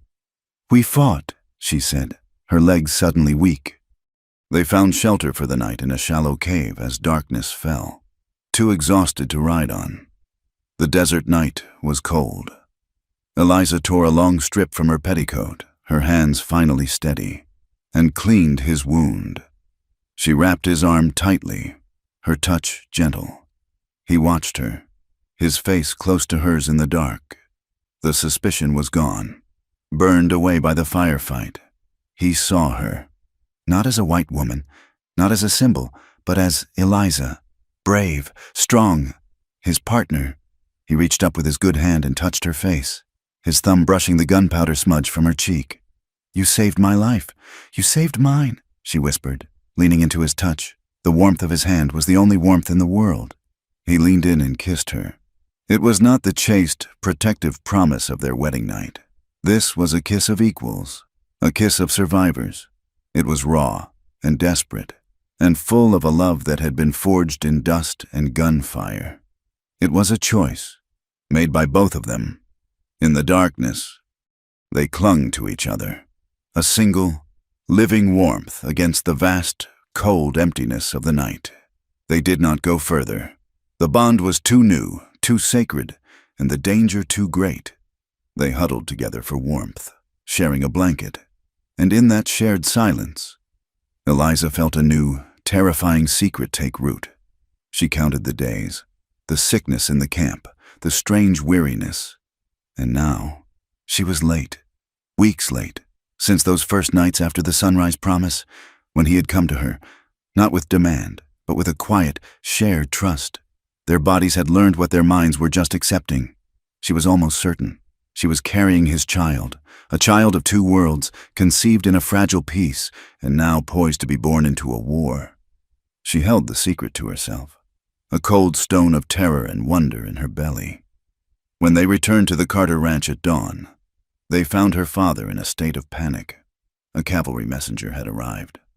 Briggs, using the final unprovoked attack on the supply wagon, had sent his official report. He had his authorization. He was to disarm and contain the Penateca band, effective immediately. The attack was scheduled in 2 days. Eliza and Tahu looked at each other in horror. They had the truth, but Briggs had an army. It was not a skirmish. It was a massacre, waiting to happen. They rode back to the Comanche camp with a desperate, unified purpose. The news of the impending attack, combined with their proof of Briggs's treachery, set the camp ablaze with panic and fury. That night, the warriors' council was not a debate. It was an explosion. They gathered in Iron Shield's large lodge, the air thick with smoke and rage, the drum silent. "We run," one of the older warriors argued, his voice strained. "We take the women and children and go deep into the staked plains. Let the soldiers chase us into the land of thirst. We can survive. They cannot." Red Fox leaped to his feet, his eyes wild. "Run again.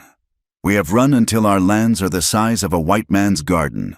No, we fight Briggs wants a war. We give him one. We attack the fort tonight. We burn them in their beds before they can ride out." A roar of approval went up from the younger warriors.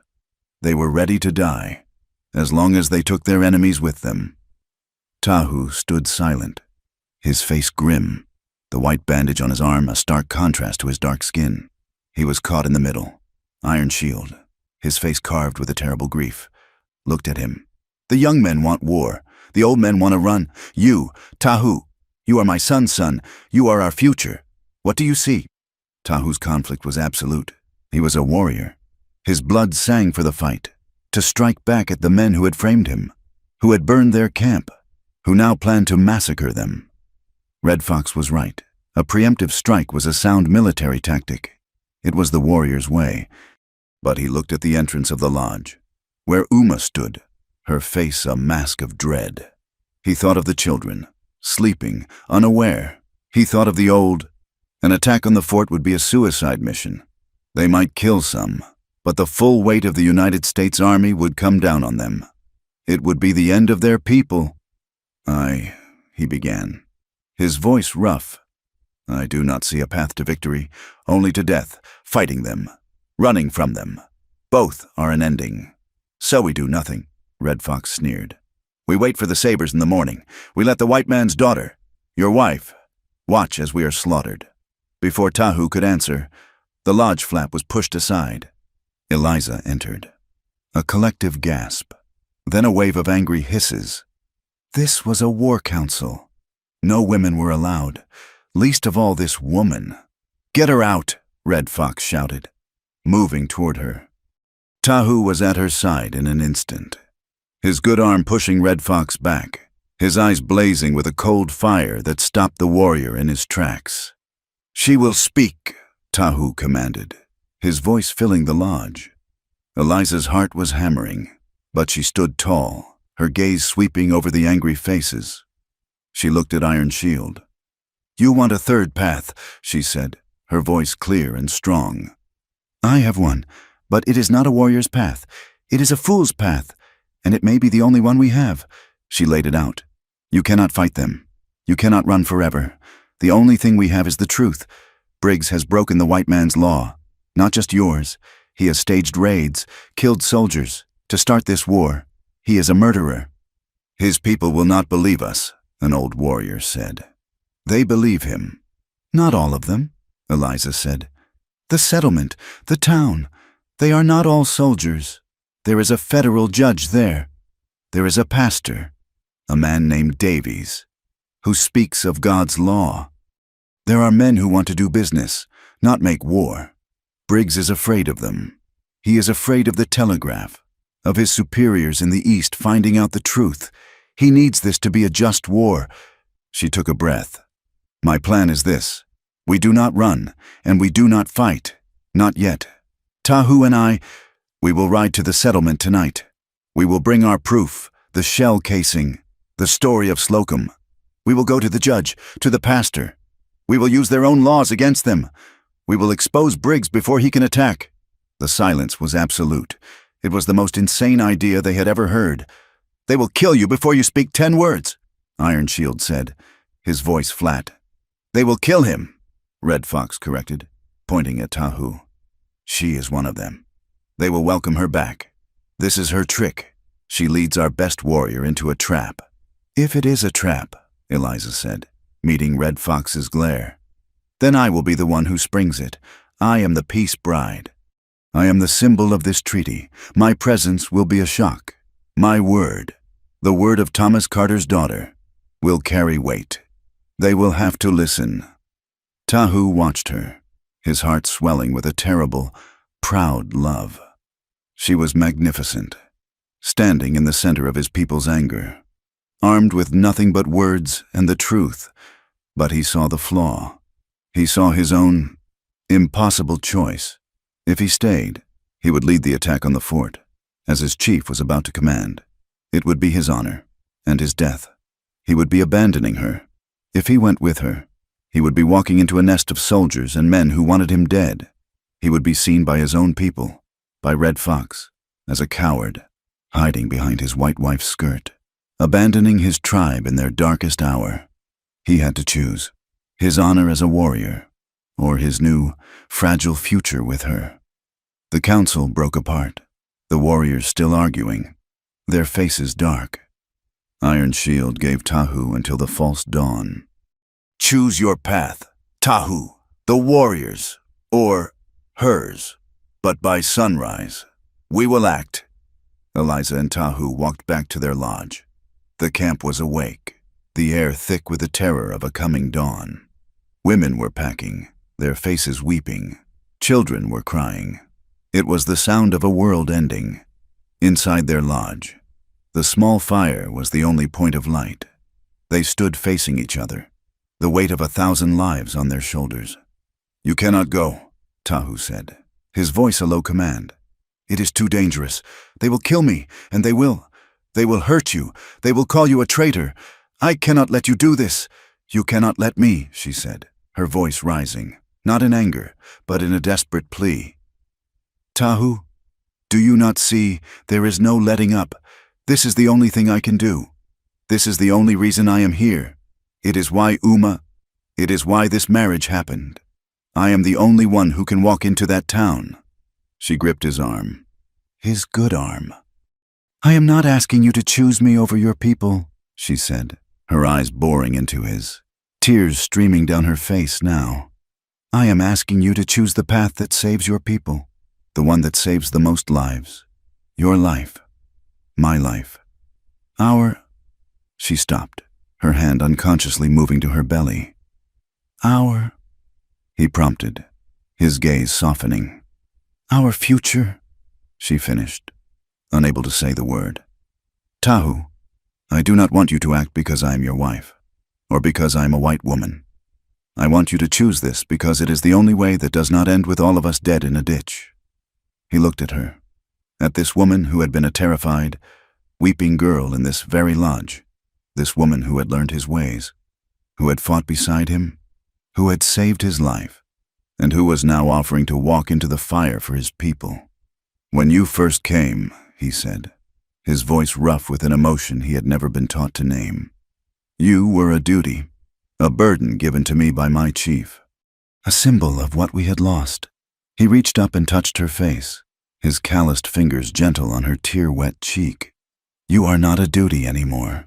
Eliza, you are my heart. I do not love you because it is my honor. I love you because you are my honor, my home. She collapsed against him, burying her face in his chest, her sobs shaking her. Then we are home together, she whispered. No matter where we live, no matter which world. You and I, we are the place we belong. He held her, his strong arms wrapped around her, and in that moment, he made his choice. It was not the warrior's way. It was a new way. It was their way. They held each other for a long time, the sounds of the dying camp fading.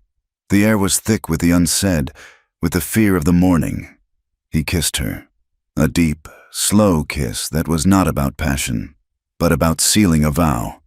It was a promise of return, a desperate prayer against the dawn. They lay down on the robes, not for sleep, but for solace.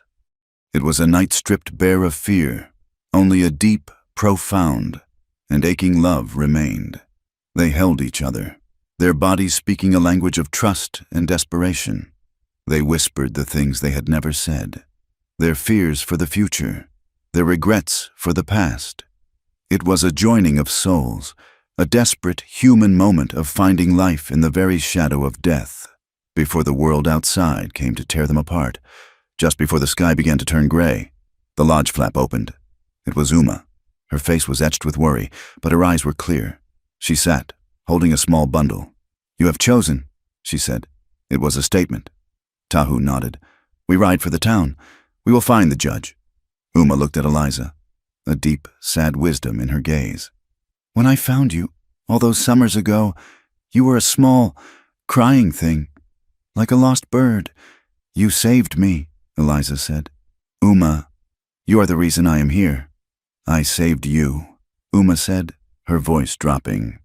On the same day my own son died. He was 6 years old. Your age, Eliza gasped, her hand flying to her mouth. What? A white trader's wagon, Uma said, her voice flat, devoid of old emotion. My son was curious. He picked up a tool that had fallen. The trader thought he was stealing. He shot him. She paused. I carried his body for a mile. Then I sat by the creek. And I was dead. My heart was stone. I wanted to kill every white person on this earth. She looked at Eliza. And then I heard another child crying. It was you, lost, afraid. And I looked at you, and you were just a child. You were not the man who shot my son. You were just afraid. And I thought, if I let my hate rule me, I'm no better than him. If I pass this hate to another, the circle will never end. She pressed the small bundle into Eliza's hands. I did not save you to watch you die in a war. Eliza, I saved you to stop one. My son is gone, but you can save the sons and daughters who are here now. My choice was to end the hate in my own heart. Your choice. It is to end it in the world. Eliza clutched the bundle. It was food and a small, sharp knife. I will not fail you. Uma? You must not fail him, Uma said, nodding at Tahu, as if summoned by the words. A new sound came from outside, a panicked shout, a horse whinnying, a ranch hand. One of her fathers was riding hard into the camp, waving his hands, yelling, Eliza, Miss Eliza, for God's sake! Tahu and Eliza ran from the lodge. The man, a cowboy named Pete, half fell from his horse, his eyes wild with terror. It is Jacob, he panted. Your brother. He is crazy. He is telling everyone that you and the Comanche are planning to ride to the fort for a trick parlay, and he says if that warrior of yours, Tahu, if he shows his face, he is going to shoot him. He is going to shoot him dead and say the Comanche fired first. Eliza's blood ran cold. Jacob. He was not just a hater. He was a murderer. He was planning to assassinate Tahu, to use his death as the spark for the massacre. She looked at Tahu.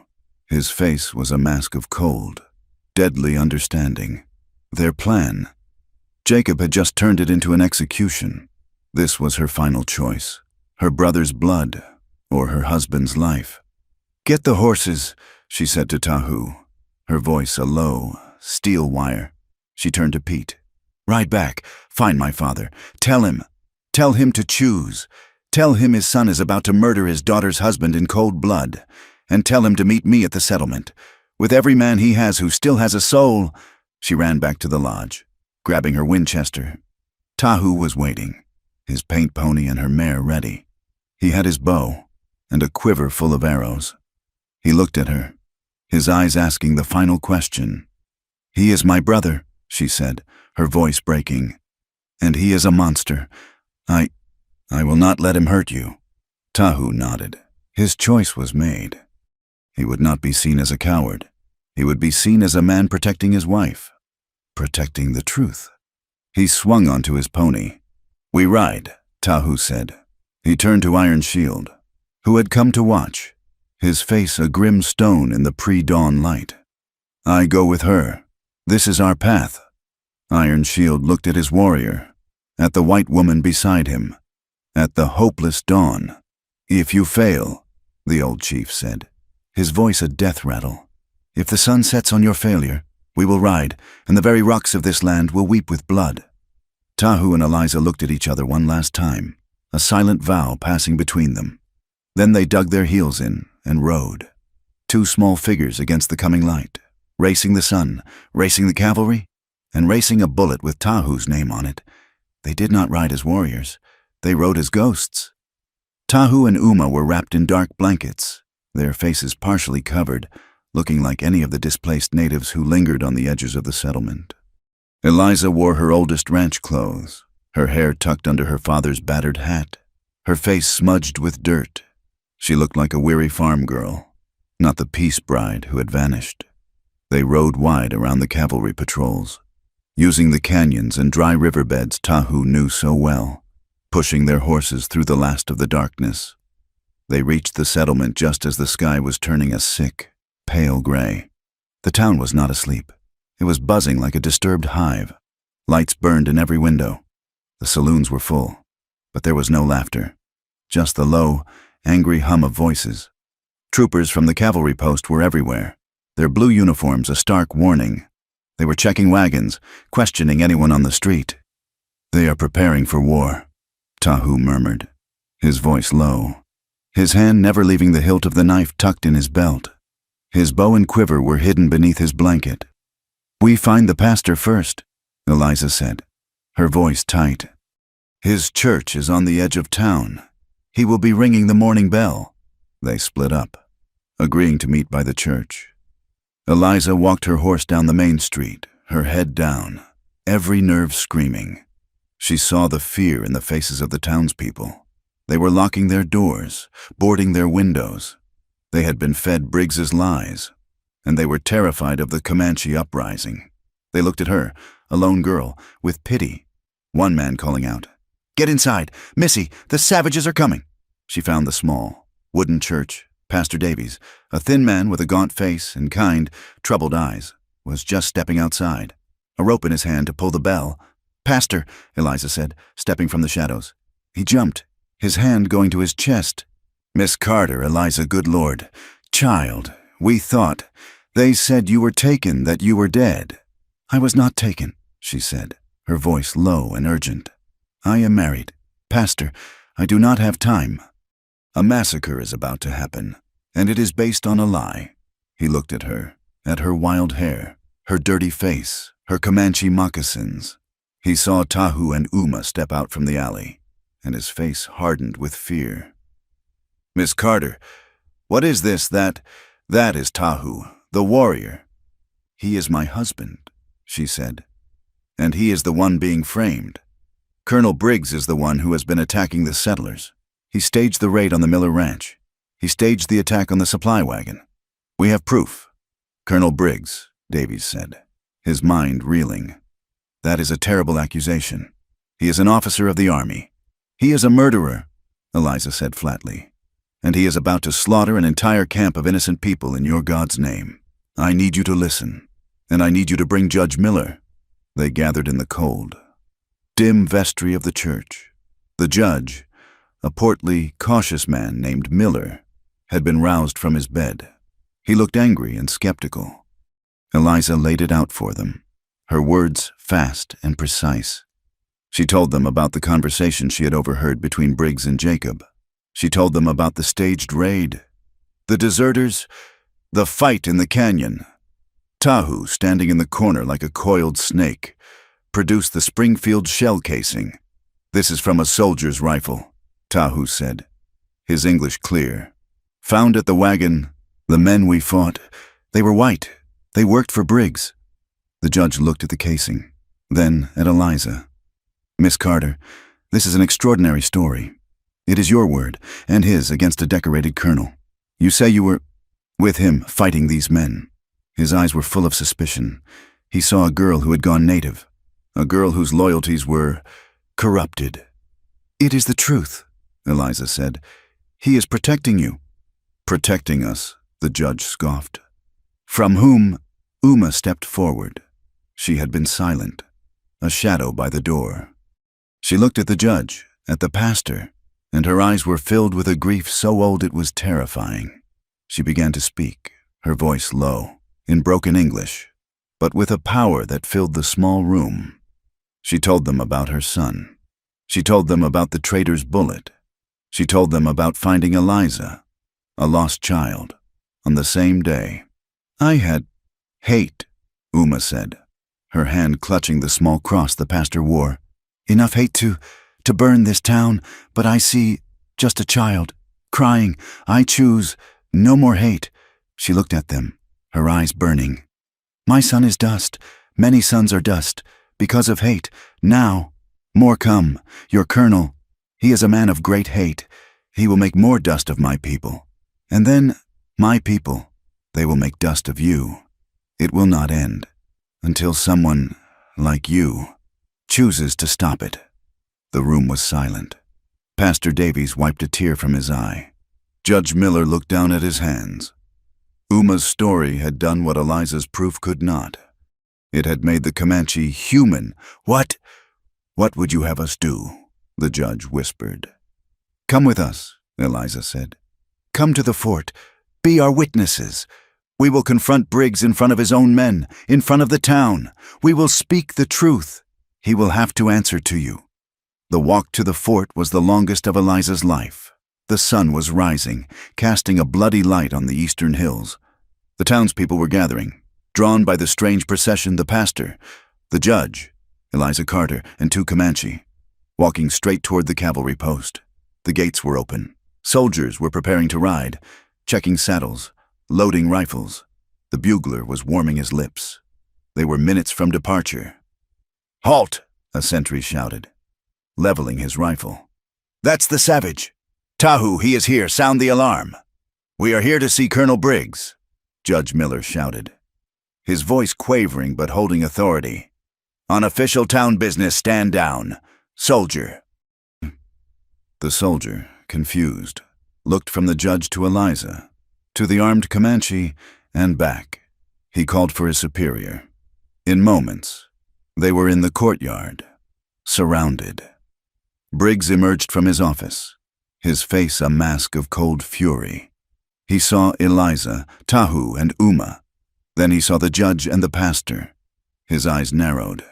This was not part of the plan. "Judge," Briggs said, his voice clipped.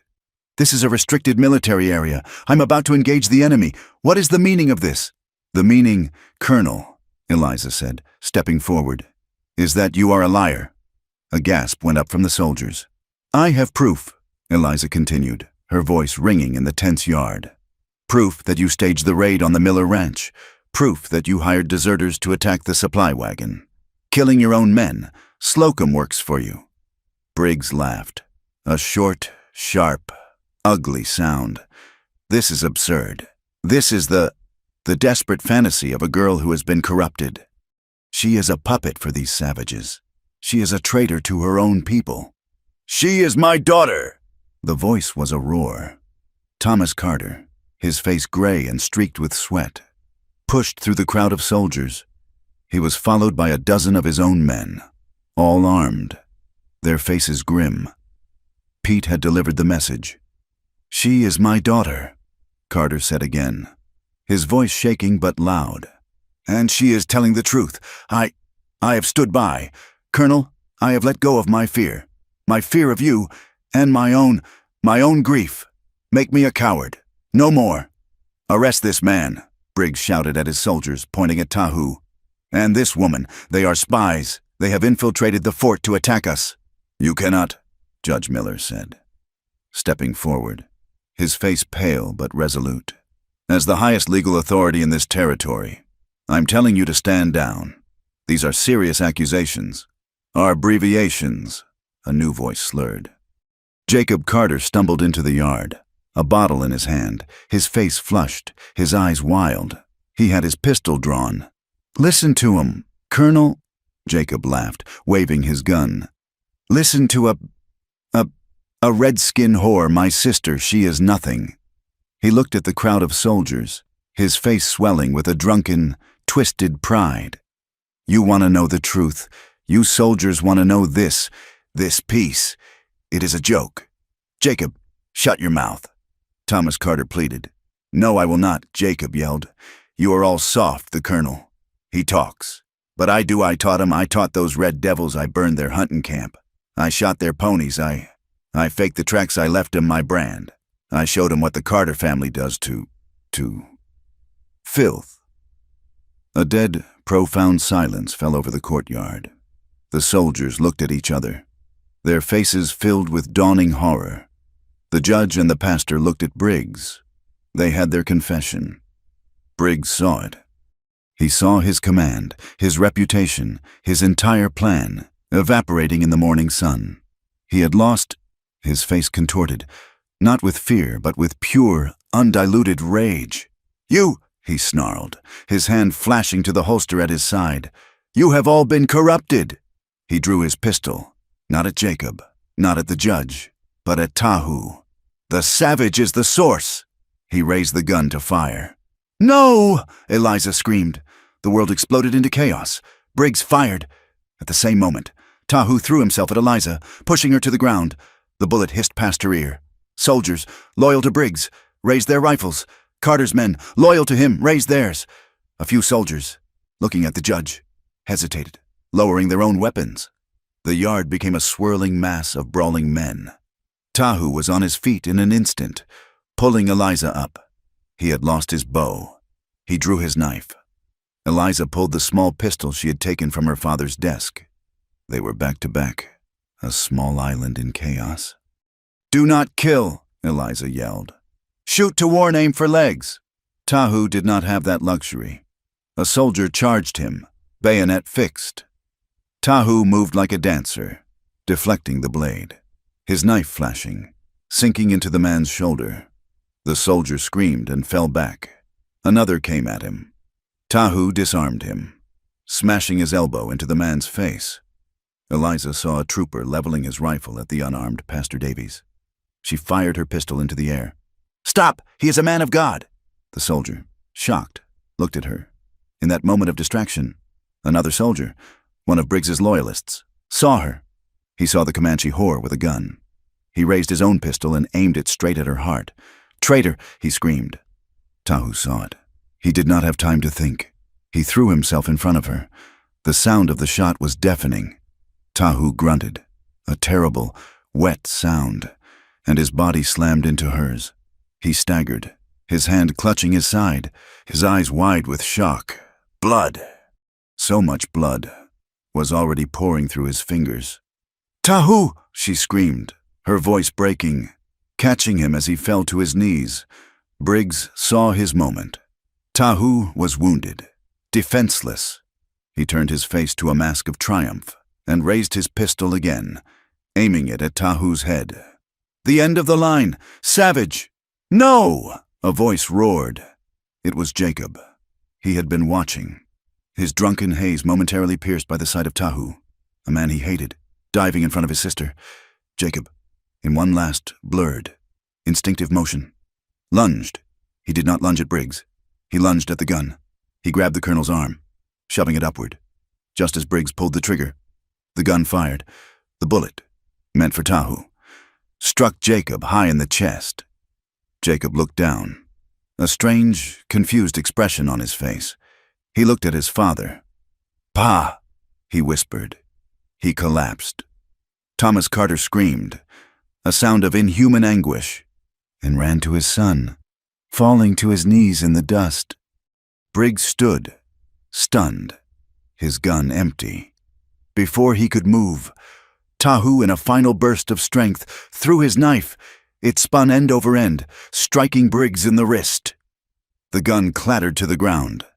At the same instant, Judge Miller's voice boomed. "It is over as a federal judge. I order you to seize this man, seize Colonel Briggs. He's under arrest for murder and treason." The loyal soldiers, the ones who had hesitated, finally had their orders. They swarmed Briggs, who stood shaking with rage, clutching his bleeding wrist. The fighting stopped. The yard was filled with the sounds of groaning men, and two screams, Eliza's, as she tried to stop the bleeding from Tahu's side, and Thomas Carter's, as he held his dying son. Eliza looked up from her husband's pale, sweating face, her hands covered in his blood. She saw her father, rocking Jacob in his arms, tears streaming down his face, washing paths through the dust and grime. The war, for a moment, had ended, but the cost was unthinkable. Tahu was dying, and Jacob was already dead. "He is dying!" Eliza screamed, her hands slick with his blood, trying to press the edges of the wound together. "Help me, somebody! Help me!" The courtyard was a frozen tableau of shock. Briggs was in chains, his face a mask of silent, murderous fury. Thomas Carter was still on his knees, His body slumped over the lifeless form of his son, his shoulders shaking with silent sobs. The soldiers and ranchers stood apart, staring at the blood in the dust. Their anger evaporated, leaving only a sick, hollow shame.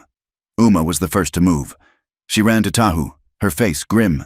She pushed Eliza's shaking hands away and pressed her own, firm and steady, against the wound. "It is deep," she said, her voice low. "On his side. He is bleeding inside. We must move him." "Where?" Eliza cried, looking around the hostile fort. "Where can we go?" "My office," a voice said. It was the doctor, a small, fussy man named Elias Gable, who also served as the town's undertaker. He was pale, his hands trembling. We must take him to my office." "No," Thomas Carter said, his voice a dead rasp. He looked up from his son's body, his eyes vacant. Not there. The inn. Get him a room at the inn. The best room." He was a broken man. But in his brokenness, a strange clarity was emerging. He owed this man, his daughter's life, his own. They made a makeshift stretcher from a cavalry blanket and 2 rifles. Tahu was unconscious, his face a pale, grayish copper beneath the dust, his breathing shallow. Eliza walked beside him, her hand gripping his, her knuckles white. Uma walked on his other side, her hand still pressed hard against his wound. They carried him out of the fort, a strange, solemn procession. The townspeople, who had been hiding behind their boarded windows, emerged, their faces pale with fear and curiosity. They saw the savage, Tahu bleeding, carried by white soldiers. They saw Eliza Carter, his wife, her dress stained with his blood, her face a mask of terror. They saw Thomas Carter, the rancher, walking like a dead man, his men carrying the shrouded body of his son, Jacob.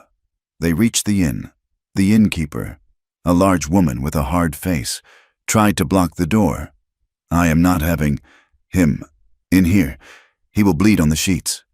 Thomas Carter looked at her, his eyes dead. "He is my guest. He is my son-in-law. He will have the best room, or I will burn this place to the ground."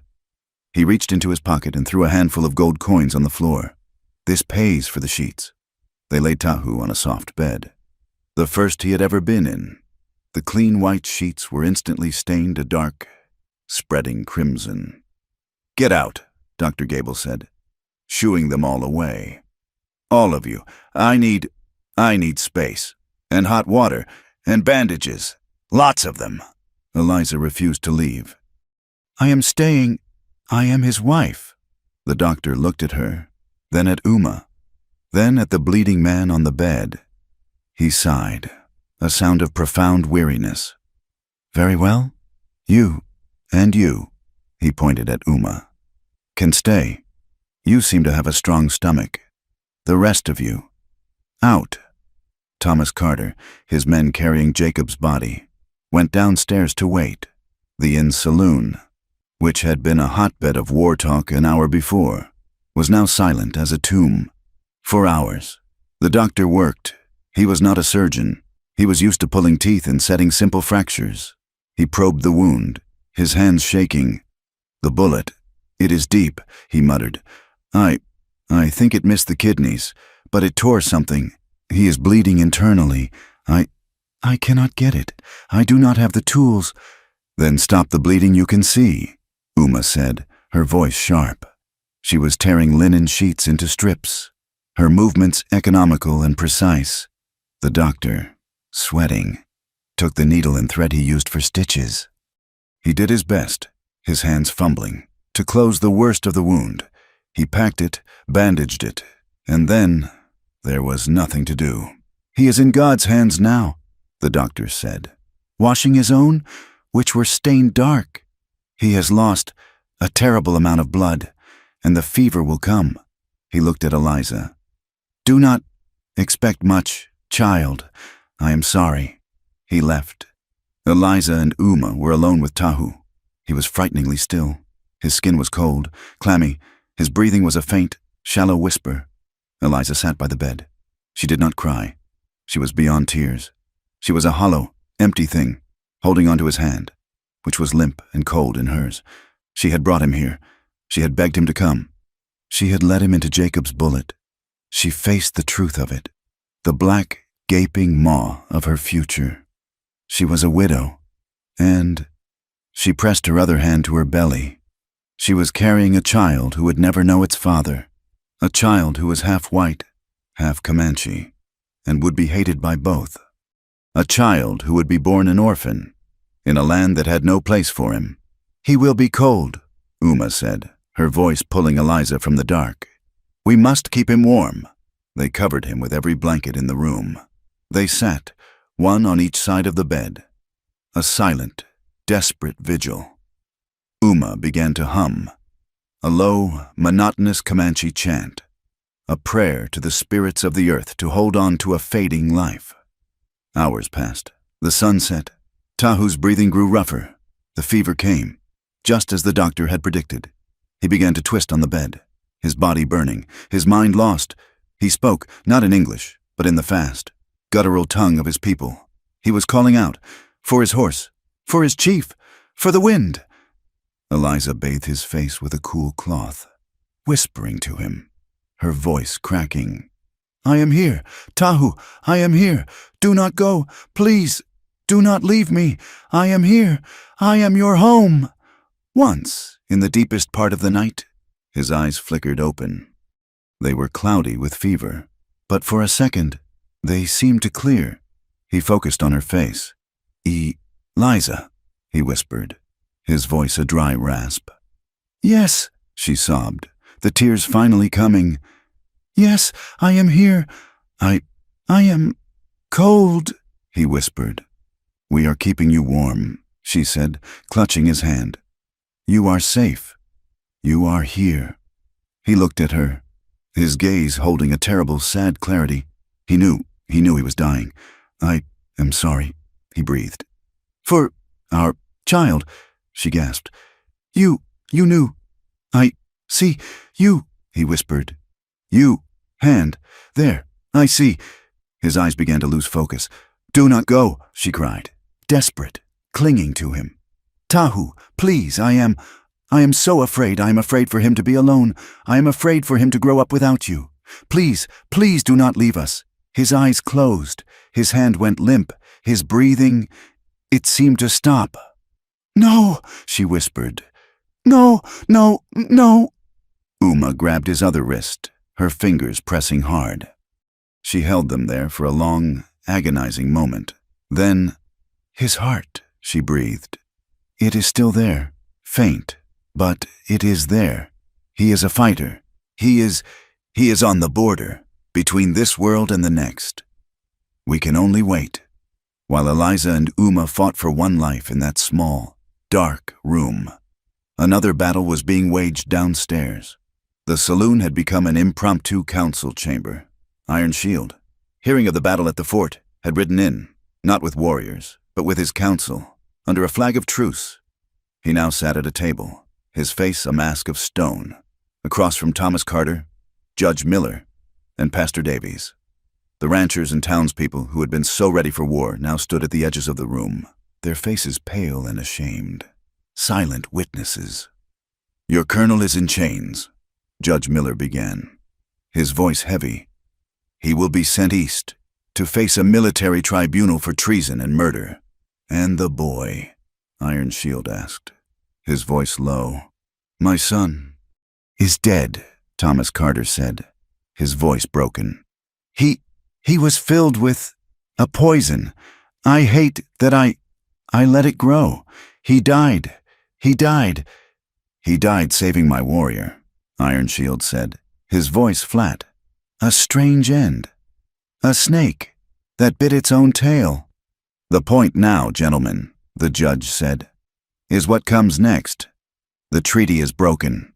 The trust is gone. But the railroad is still coming. The settlers are still here, and your people, they are still here. What do we do now?" For a long time, no one spoke. The air was thick with grief and mistrust.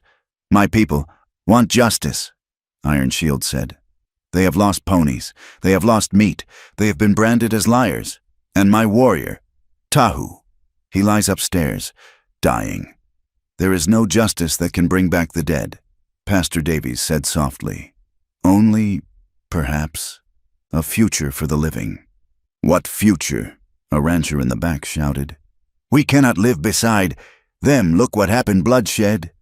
So, the bloodshed, Judge Miller's voice boomed, was caused by us, by our greed, by our lies. Let us be clear on that. Then Thomas Carter spoke, his voice a raw whisper, but it carried in the silent room. I had 2 sons. My eldest, Thomas Jr., was killed by a Comanche raid many summers ago, and that seed of hate, it grew in my heart. It grew in Jacob. I fed it, I hated your people, he said, looking at Iron Shield. And today, that same hate, it killed my second son. It poisoned him until he was a monster. And it almost killed my daughter, and the man she loves. He stood up, his body trembling, a man hollowed out by grief. I am done with hate. It has taken everything from me. Everything. Except Eliza. I ask, as a father who has lost one child to hate, and another to madness, let us stop. Let us find a way to let the children live. Into that heavy silence, Uma, who had come down to get fresh water, spoke. Her voice was quiet, but it cut through the room. I, too, lost a son, she said, and she told her story again, of the traitor, of the bullet, of finding Eliza. I chose no more hate. I chose that child. She looked at Carter. You choose now. You choose hate for your dead son, or you choose life for your daughter and for her child. The room was still. The news of Eliza's possible pregnancy, spoken so plainly, hung in the air. A child, a mixed-blood child, the symbol of all their fears. A child, Iron Shield murmured, his eyes looking into the distance. Tahu's child. That child, Judge Miller said, will belong to both worlds and will be welcome in neither, unless we make a place for him. And so, the new treaty was born. Not in a military tent, with uniforms and rifles, but in a dusty saloon, in the shadow of death, by men who were broken and grieving. They talked all night, they argued, they wept, but they found a way. The Penateca Comanche would keep a portion of their land, guaranteed by federal law, witnessed by the judge. The Carter Ranch and the other ranches would have their boundaries. And in the middle, the strip of land that had been the source of all the conflict. It would be held in trust. It would be a neutral territory, a place for trade, a place for a school, a place where, as the judge wrote it, no man shall be judged by the color of his skin or the blood of his father, and no weapon shall be drawn in anger. They signed it, all of them. Iron Shield made his mark. Thomas Carter, his hands shaking so badly he could barely hold the pen, signed his name, the judge, the pastor, and every rancher in the room. A new treaty, a new beginning. As the sun began to rise, Eliza sat, her head resting on the bed, asleep from sheer, crushing exhaustion. She awoke with a start. The room was quiet, too quiet. She looked at Tahu. His face, the burning flush of the fever was gone. His skin was cool, but he was breathing. His breath was not a rasp. It was deep. It was even. It was the breath of sleep. She grabbed his hand. It was not cold. It was warm. Tears streamed down her face. Uma, asleep in her chair, awoke. She saw. She touched his forehead. A small, weary smile touched her lips. The fever has broken. He has crossed back. He is with us. Eliza laid her head on his chest and cried, her body shaking with a relief so profound it felt like pain. He woke up hours later. The sun was high. He blinked, his eyes confused, his body a map of dull, aching pain. He saw her, her face, tear-stained, exhausted, but she was here. Eliza, he whispered. His throat was raw.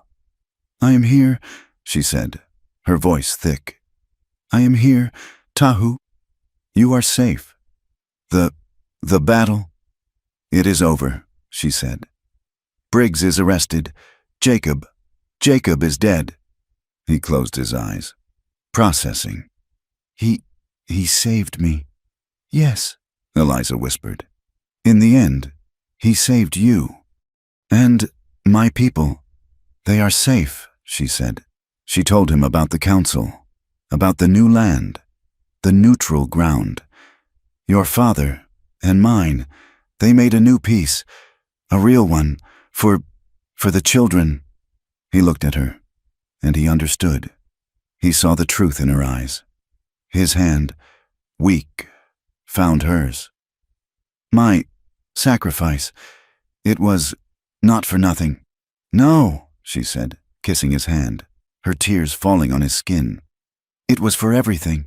She looked at him, this man from another world, this man who was her husband, the father of her child. I am not going back to the ranch, she said, her voice fierce. And I am not just a Comanche wife. I do not belong in either place. You and I, we are our own place.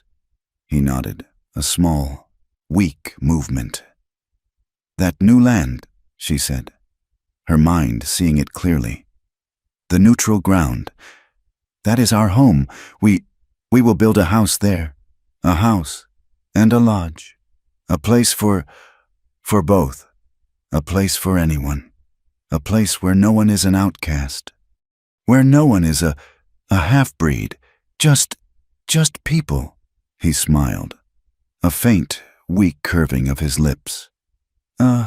Good home, he whispered, and his eyes closed, this time in a true, healing sleep. Eliza stood at the window, looking out at the rising sun. It was illuminating the strip of prairie between the town and the Comanche lands. It was just empty land, dust and grass and sky. But to her, it was the future. It was the first new day. A sunrise over a patch of earth where a Comanche flag and an American flag might, one day, fly side by side. Not in conquest, but in a shared, fragile, and hard-won peace. 4 years had passed. The scar of the new railroad was etched into the prairie, a raw iron seam that stitched the territory to the fast-moving east. The world had changed. The town had grown, bustling with new saloons, a bank, and men who sold land they had never seen. The old dangers of skirmishes and raids had been replaced by the new dangers of lawyers, land agents, and barbed wire, and on the neutral ground, the strip of land that belonged to neither and to both, stood the house. It was not a ranch house, and it was not a cluster of lodges. It was both. Tahu and Thomas Carter had built the main structure, a solid, 2-story cabin of thick logs, with a wide, welcoming porch. But it was connected by a covered breezeway to a structure that was pure Comanche, a large, permanent lodge, reinforced with timber. Its hide covering stretched tight. It was a place of 2 architectures, 2 minds, sitting under one vast sky. Wagon drivers and riders had given it a name, the Midway House, or sometimes the crossroads of 2 skies. Here, Eliza and Tahu lived. The 4 years had changed them. Eliza, now 22, had lost the last of her girlhood fragility. Her face was browned by the sun, her hands capable, her eyes steady. She moved with a quiet authority. Tahu, his body scarred but his mind at peace, had become a different kind of leader. He was not a war chief. He was a mediator, a judge. The long, puckered scar on his side, a gift from Briggs's man, still ached when the weather turned cold. A constant reminder of the price of their new life. They had 2 children. The first, a boy of 3 named Kai, had his father's steady, dark eyes and his mother's unruly light brown hair. The second, a girl of 1 year, Rosa, was the reverse, with Eliza's blue eyes and a cap of straight, black hair. They were children of the crossroads, bilingual before they could walk properly, belonging completely to this new world their parents had built. Their home was not a home, it was a sanctuary. The sign on the gate, carved by Thomas Carter, said simply, "Water and shelter." It was a promise. It became a stopping point for everyone. Comanche hunting parties, on their way to the diminished herds, stopped to rest their ponies and trade for flour. Mexican families. Heading north, stopped for repairs and medicine. Even the occasional quiet man with a fast horse and a past he did not discuss was welcome, so long as he left his gun and his trouble at the gate. Tahu's domain was the porch and the corral. His word was law on this small patch of land. One hot afternoon, a young ranch hand from a neighboring spread, a boy named Billy, got into a heated dispute with a young Comanche warrior named Stone Eater. The argument was over a stray calf, and it had escalated from words to shoves. Knives had been drawn. Tahu did not shout. He simply walked between them, a man whose presence was heavy with an authority earned in blood. "There is no fighting here," he said, his voice quiet. "He called me a thief," Billy spat, his face red. "He fenced the creek," Stone Eater countered, his hand tight on his knife. "The rule of this house is simple," Tahu said. "You have a dispute. You settle it, but not with blades." He looked at the two young men, anger rolling off them in waves. "You are both hot. You both think you are fast." He pointed to a large mesa, 2 miles distant. "Race, on foot. The loser will spend the rest of the day mending the fence for my wife and cooling down the winner's horse." The two young men stared at him. Then at the mesa, it was a ridiculous, grueling, and perfectly fair challenge. An hour later, the two returned, gasping, covered in sweat, Billy having won by a few yards, as Stone Eater, grumbling, took the winner's horse. He was laughing. The anger was gone, burned away by the prairie sun and a shared, pointless effort. Tahu taught the young men of both sides how to argue, how to use law, and, when necessary, how to use their legs instead of their fists. Eliza's domain was the house. She had taken Uma's place, in a way, as a quiet force of change. She was the one who met the wagons, who offered a bowl of stew, who tended to fevers and fears. Her sanctuary, in particular, was for women. She had a reputation that had spread by whispers from town to town, ranch to ranch. If a woman was in trouble, if she carried the bruises of a heavy hand, if she was running, she could go to the Midway house.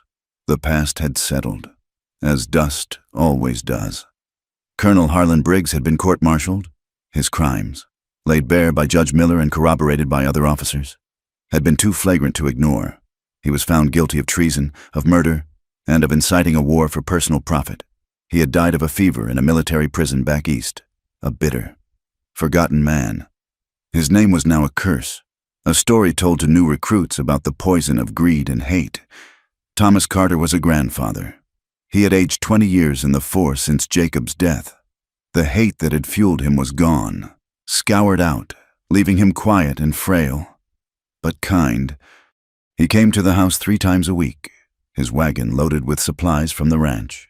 He would sit on the porch for hours, teaching Kai how to whittle a piece of wood, or holding Rosa on his knee, telling her stories about the stars. He was atoning, not with words, but with simple, grandfatherly love. Uma was there just as often. She was the children's grandmother, the Totsi. She and Carter would often sit on the porch together, 2 old people from worlds that had nearly destroyed each other, united by the small, laughing children who were their shared blood. She would tell Kai and Rosa the old stories of Coyote and the Eagle, ensuring that their Comanche heritage was as strong as their white. The railroad was a fact of life, its whistle a low moan in the distance. The town was changing. The old prejudices had not vanished, but they had been blunted. The story of that day at the fort had become a legend. The story of Jacob's last act, of Carter's confession, of Eliza and Tahu's ride.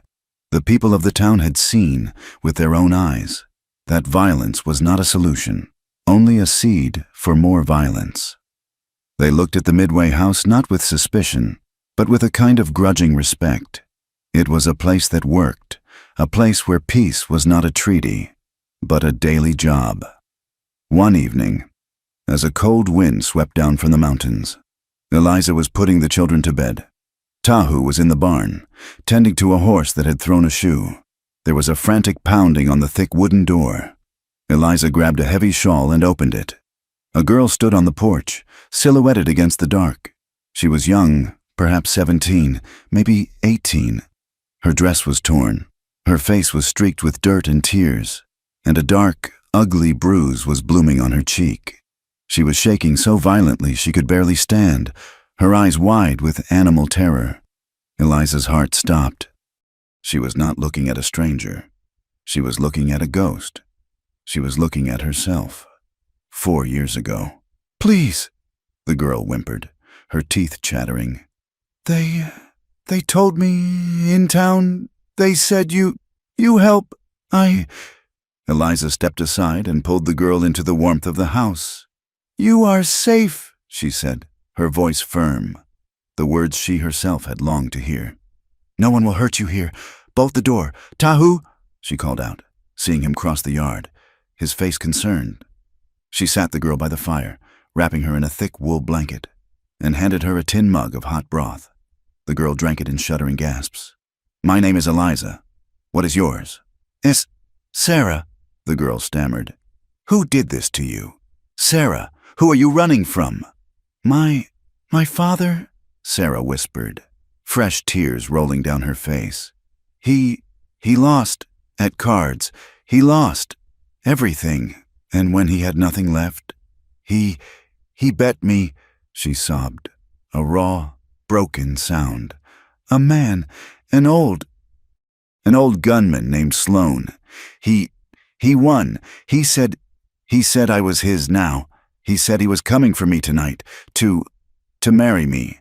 My father, he held me, while Sloan, he hit me. He said I had to be taught to obey." Eliza's blood ran cold. It was the same story.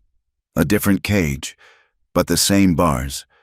A girl, sold as property. "You are not property," Eliza said, her voice a low, steady fire.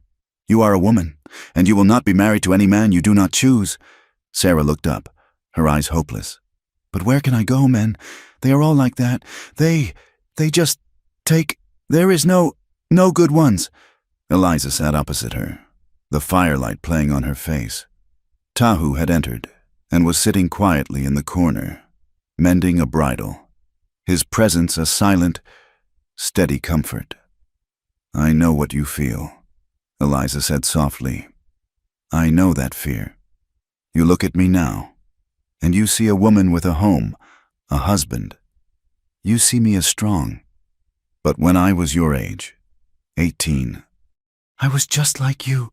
I was terrified." Sarah's crying quieted. Her curiosity piqued. Eliza told her, not the whole story, not the politics or the battles. She told her the heart of it. "I was part of a treaty, a business deal. I was given to my husband to save my father's ranch. I had never spoken to him. He was a stranger, from other people, a man my world called a savage." She leaned in, her voice dropping. "On my wedding night, I was taken to his lodge, and I sat on the floor, and I cried. I cried just like you are crying now. I was so afraid. I thought my life was over. I thought I was just a body for him to use." Sarah looked at Tahu, who was watching his wife, his expression full of a deep, quiet love. "And," Sarah whispered, afraid of the answer. "And," Eliza said, "he did not touch me. He sat across the fire, all night. He told me that in his world, a wife was to be honored, not forced. He said he would not lay a hand on me unless I came to him." "Unless I chose him?" Sarah stared, her mouth open. He waited." "He waited," Eliza confirmed, her gaze meeting Tahu's across the room. "He was a Comanche warrior, a man everyone feared, and he was the kindest, most gentle man I had ever met. He treated me with honor when my own father treated me like livestock." Eliza reached out and took the girl's hand. "There are bad men, Sarah, many of them, like Sloan, like your father. But there are good men, too. They are rare, and they are not always the ones in the fine suits. Sometimes they are the ones the world calls savages. You are safe here, and in the morning, We will find a way for you to be free. You will never have to go back to him." For the first time, a flicker of something other than terror appeared in Sarah's eyes. It was a small, fragile thing. It was hope. She looked at Tahu, the quiet, powerful man in the corner, and then at Eliza, the woman who had opened the door. She was not alone. The railroad whistle blew, a lonely sound in the dark, but inside the Midway house, the fire was warm, and for one more lost traveler. The world had been held at bay.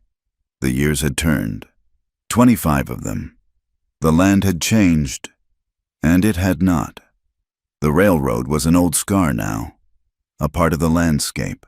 The town had a bank, a telegraph office, and 3 churches. The vast, open prairie was now a checkerboard of fences, the wire pulled taut, dividing what had once been indivisible. The Midway house, the house at the crossroads of 2 skies, had grown. It was no longer just a log cabin in a lodge. It was a compound, a small village. There was a larger barn, a small schoolhouse, and a scattering of smaller cabins for travelers or those in need. The cottonwoods Eliza had planted as saplings were now tall, thick trees that offered deep, cool shade. Eliza, now in her early 40s, wore her silver-streaked hair in a single, thick braid, Comanche style. The lines on her face were deep, etched by sun and worry, but her eyes were clear and full of a quiet, unshakable authority. Tahu, his own hair a sheet of iron gray, was leaner, his face a map of his life. The scar on his side still pained him, but he moved with the same deliberate grace. A man who had nothing left to prove. He was the most respected arbitrator in the territory, his word trusted by settlers, Comanche and Kiowa alike. Their children were grown. Kai, their son, was 24, a man with his father's quiet strength and his mother's sharp, educated mind. He had been east, to a white man's college, and had returned with a law book, a tool he wielded with more skill than his father had ever wielded a lance. Rosa, their daughter, was 22, with her mother's blue eyes and her grandmother Uma's fierce spirit. She was the medicine woman of their small community, her knowledge a blend of Uma's herbs and a doctor's textbook. The house had become what they had dreamed a tradition. It was the first stop for any woman fleeing a bad marriage, any orphan fleeing a harsh world, any man, white or native, fleeing a past and looking for a chance to start fresh. The old hatreds had not vanished. They had just changed shape. The world had moved on, but it had a way of repeating its old, ugly patterns.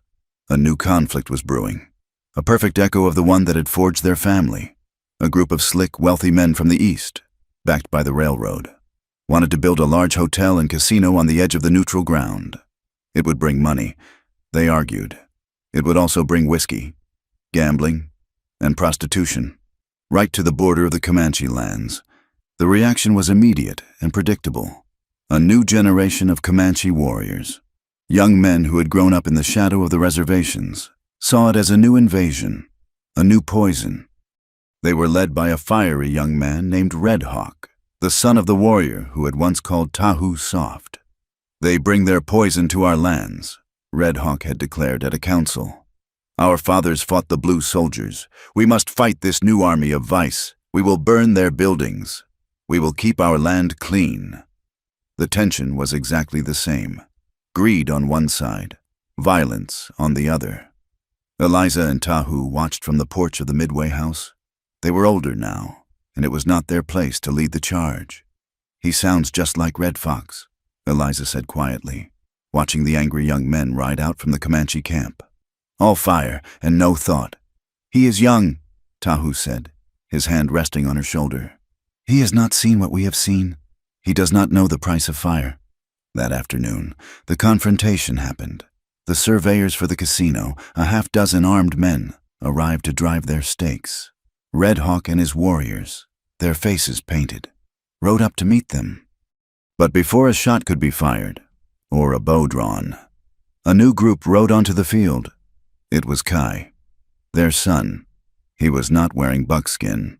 He was wearing a simple linen shirt and a coat. He was not carrying a rifle. He was carrying a worn leather book. Eliza and Tahu stood on the porch, watching. Their hearts were in their throats. "This is not your land to survey," Kai said, his voice calm, clear, and carrying in the tense air. He spoke in English. "We have a charter from the railroad," the lead surveyor, a hard-faced man, said, his hand on his pistol. "The railroad does not own this land." Kai replied, "This is neutral ground, protected by the Treaty of 1875, a treaty signed by Judge Miller, by the United States Army, and by Chief Iron Shield." He opened the book. "I have a copy of it here. It states that this land is to be held in trust for the purpose of peaceful trade and community. A casino is not peaceful trade. It is a violation. You are trespassing." The surveyor stared. He was used to dealing with savages. He was not used to dealing with a man, brown-skinned, who quoted treaties and spoke like a lawyer. That is an old piece of paper," the surveyor stammered. "It is a legal document," Kai said, "and if you place one stake, I will have the federal marshal in town arrest you for trespassing. And if you draw that pistol," he added, his voice dropping to his father's quiet, cold register, "my friends and I will have to defend ourselves, and the law will be on our side, from the other side." Red Hawk shouted in Comanche, "Talk is for women. Kai, let us burn these men. Let us drive them out." Kai turned his horse, his back to the white men, and faced Red Hawk. He spoke in Comanche, his voice just as firm. "And what then? Red Hawk, you burn them. They return with soldiers, not a coward like Briggs, but a real army. They will say we broke the treaty you are trying to protect. They will take this land. They will take all the land. Your fire will burn your own house down." He looked at the two armed, angry groups. "My father, he bled on this ground to make this peace. My uncle died on this ground. We will not honor them by spilling more blood. We will honor them by being smarter than the men who came before." He turned back to the surveyor. "Go back to town. Tell your bosses to read the treaty. Tell them my name is Kai Carter Tahu, and I'm a member of the territorial bar. They will understand." The surveyor, his face red with frustration, looked at the calm, educated man. He looked at the angry warriors. He looked at the law book, cursing. He motioned for his men, and they turned their horses and rode away. Red Hawk, his men lowering their bows, looked at Kai with a new, confused respect.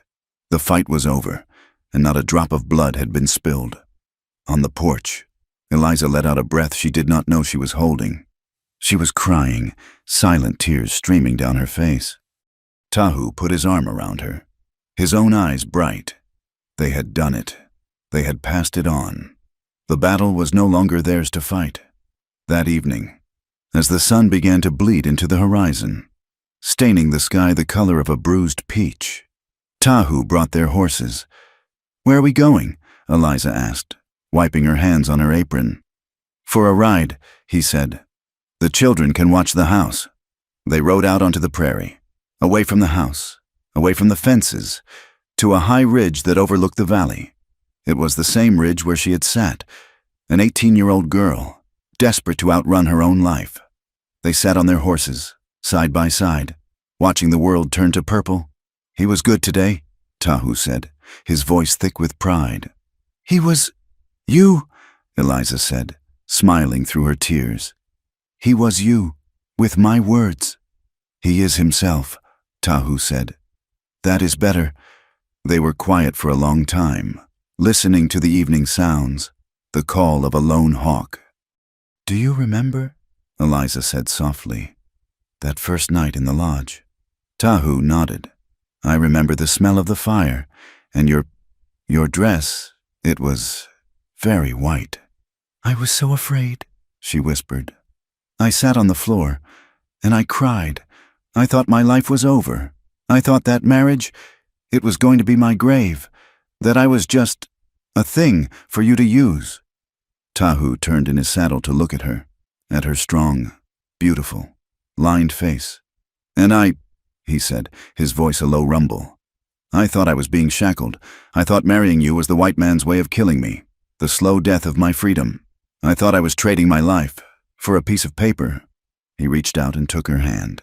his calloused palm fitting against hers. A perfect match. I was wrong. I was a warrior. I thought freedom was the open prairie, the fast horse, the wind. I did not know. True freedom. Eliza. It was choosing to stay. It was choosing you, every sunrise, just as I promised. You were not my chain. You were my anchor.